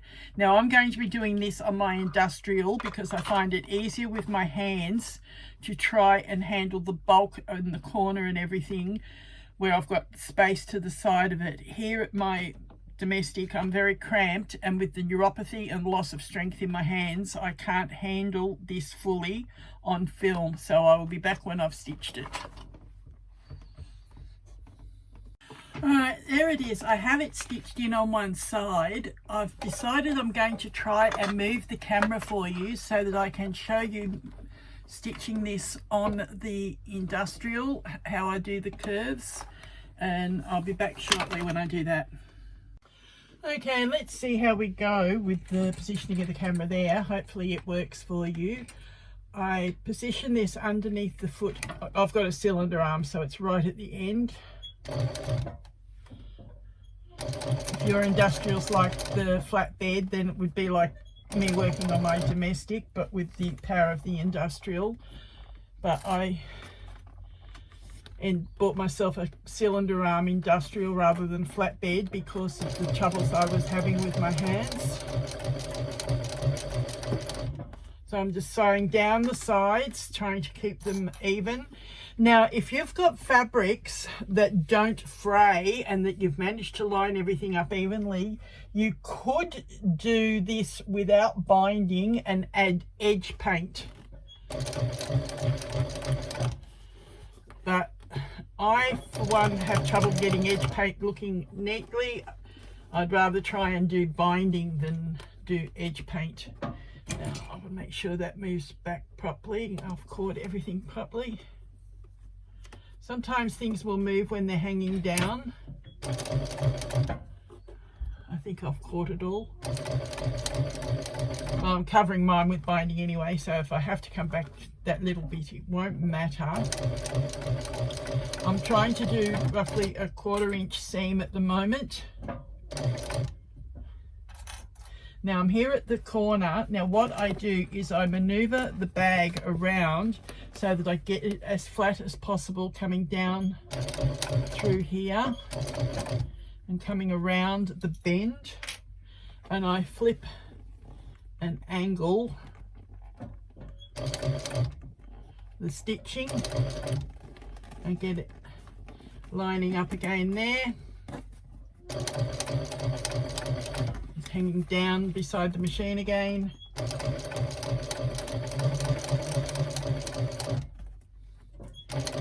as I said, if you've got a flatbed or using your domestic, just try and work it in, or if you've got a domestic that you're using, you could probably try and raise it on some books to get it elevated for this part.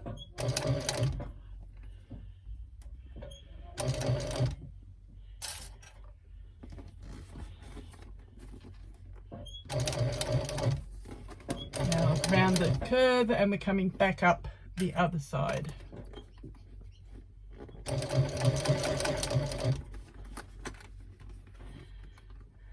This is probably the third or fourth one I've made of these, and it's the neatest I've got it at the corner. As I say, practice makes better. I won't say perfect because there's always room for me to improve.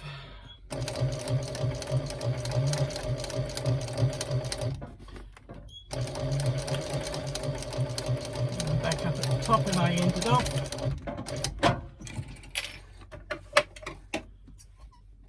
Trim my threads. Check that I've caught it all the way around.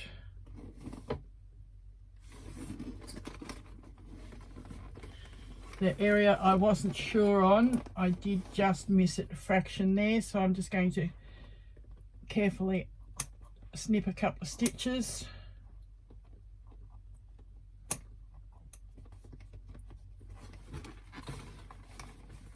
As I said, I'm covering this with binding, so it doesn't matter that I'm coming back over, but I do still prefer to have it caught. Everywhere else has caught, so I'll just fix this a little bit. I'll come back from the other side where I missed it so I can see.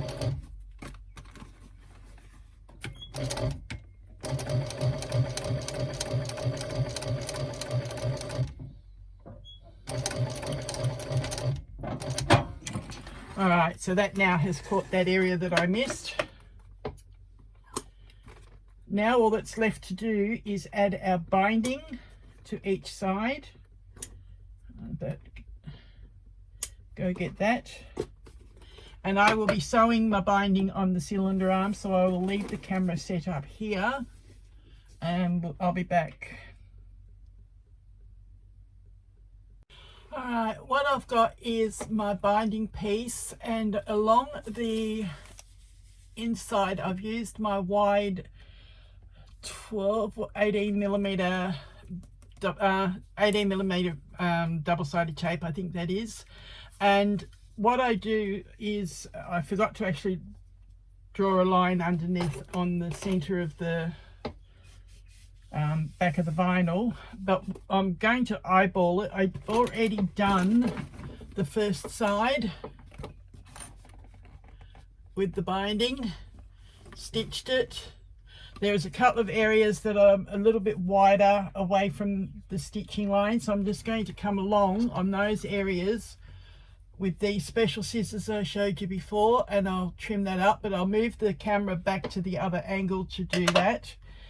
So what we do is, starting at one edge, peel away some of the backing tape.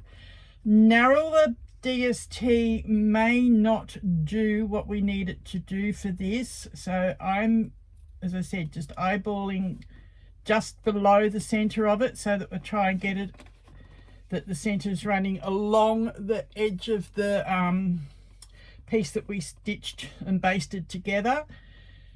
And as I go down, I'm just gently pulling the tape backing away and easing this to roughly halfway each way, so half over, half that side. I keep doing that all the way along till I get to the corner, but I'm going to put some clips on before I go too much further.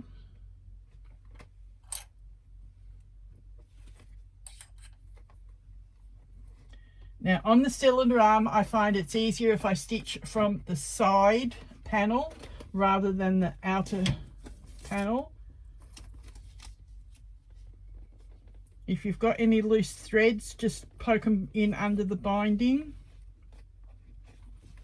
What I'm doing now is trying to ease this corner ease the binding around the corner.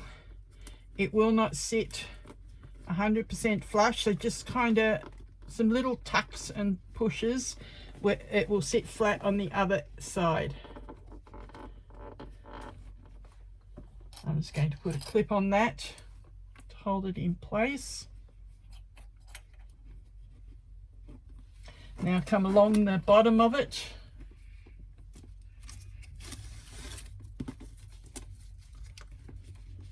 Again, easing that binding halfway over the edges.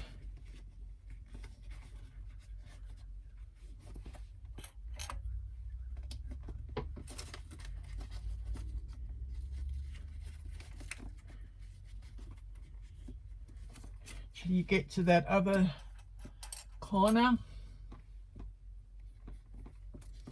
Again, ease it around the bend. It'll sit flush on the outer body side, but you'll have to do those little tucks, series of little tucks on the inside. I've got about 3 of them.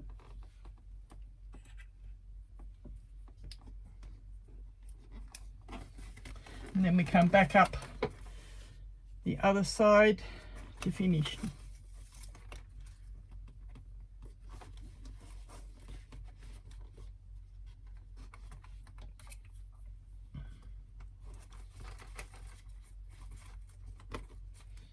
I actually find exterior binding easier than internal binding. The more binding you do, the more you get used to working with it and getting it even. Making sure you get it as even as you can, halfway each way, till you get to the top. And if it meets like that, you know you've got it half and half. All right, now I'm going to put this under the foot of the machine. Normally I work with the edge of my foot onto the outer edge of the binding, but on this case I'm using the outer edge of this side of the foot, the left hand side, rather than the right hand side, which has got the stitch where the needle goes up and down. So I'm actually positioning it under the full width of my foot.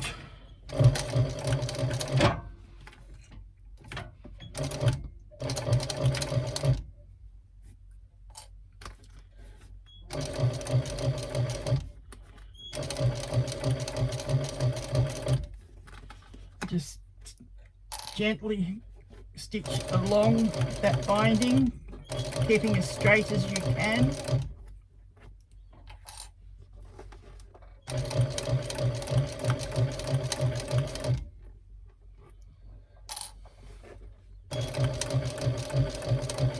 Coming down towards the corner. Now I've noticed I haven't quite put that as even as I should, so I'm just going to ease it over a little bit.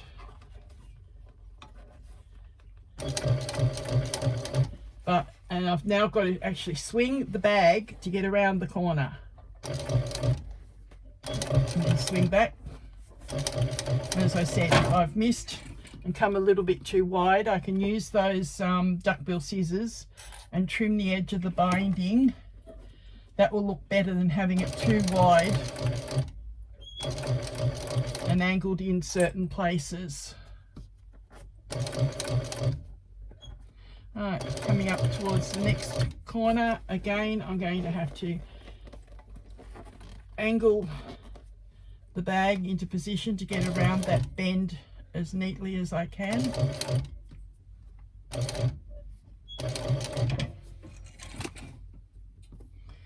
Okay, pushing that binding across.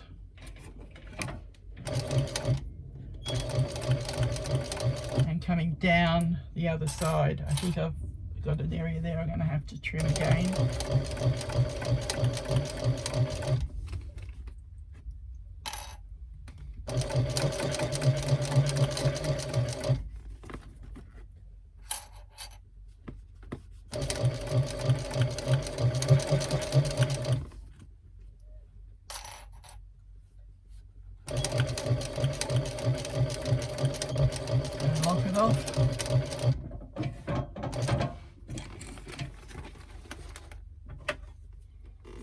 the threads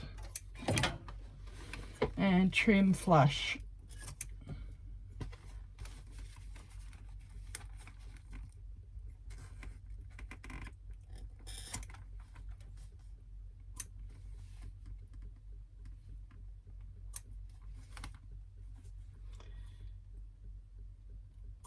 Because I've backstitched, I can actually trim my threads up close. If I hadn't, I would have to get the lighter and trim and singe them. Trim this flush with the top edge. And the same on this side.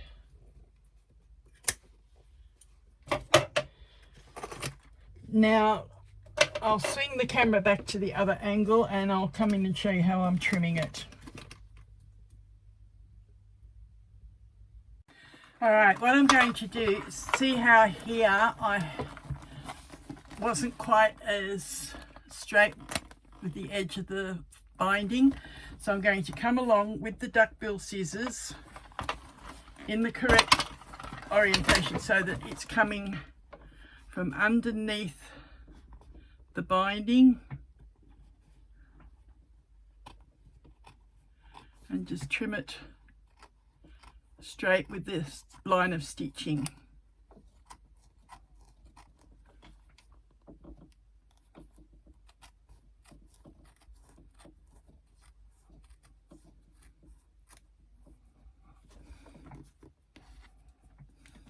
Now I'm just going to trim up that fluff a little bit so that it looks a bit better, which is awkward because I'm leaning across into the camera, but that's how you will do it. I probably haven't picked a good binding for doing, binding vinyl for doing that.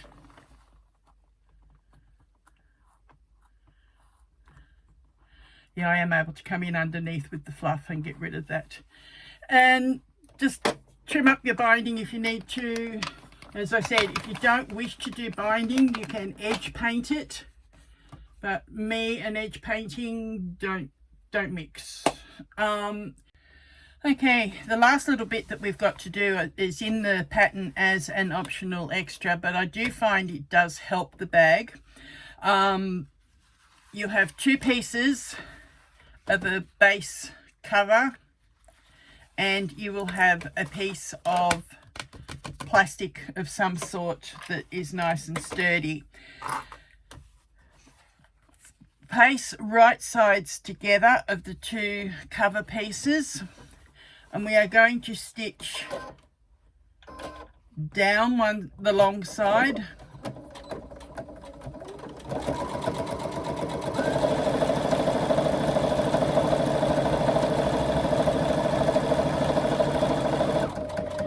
till you get to your seam allowance area at the bottom. Needle down and pivot. So across the short end,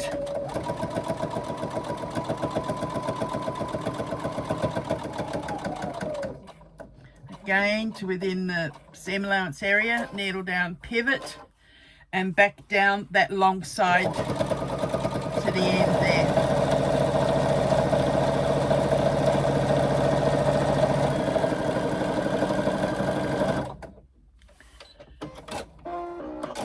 Do not sew the second short end because you need to now clip your corners like we did with our slip pockets. Clip the edge on the top there near the seam allowance, angled out. And the same here, we're going to clip down towards the stitching but not catch the stitching. Then we're going to clip back along the bottom, so you actually cut off a piece shaped like that. Do that to the other corner.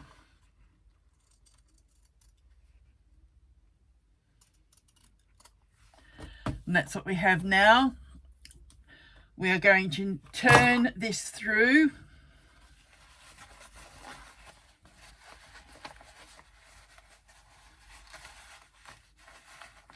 Now, before we push it too far down, while we can still reach these corners, get our poke and poke thing, whatever you want to use, your purple thing, which has disappeared on me. I've actually got a pair of tweezers here, they'll do. So poke that corner out nicely, cross to the other corner.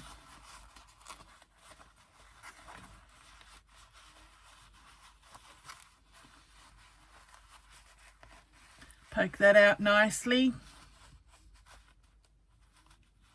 Now you can actually pull the rest of it down.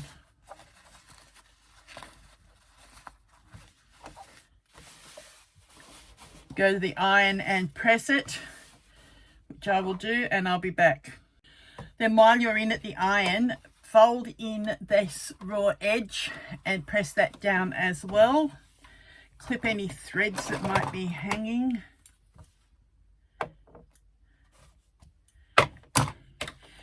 Get your piece of plastic, template plastic or thin placemat from the dollar shop. Poke that inside. You will have room to be able to stitch so that you don't catch through that plastic, and close off that top edge.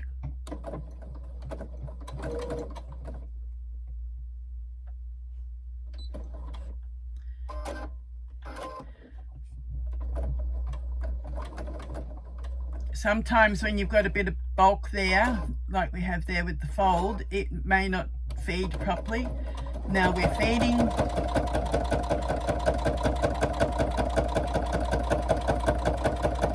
Cross to the other edge and stitch it off.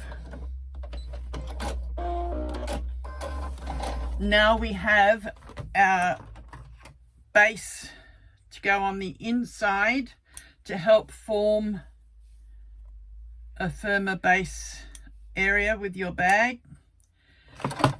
I'm going to get mine, open up my zip.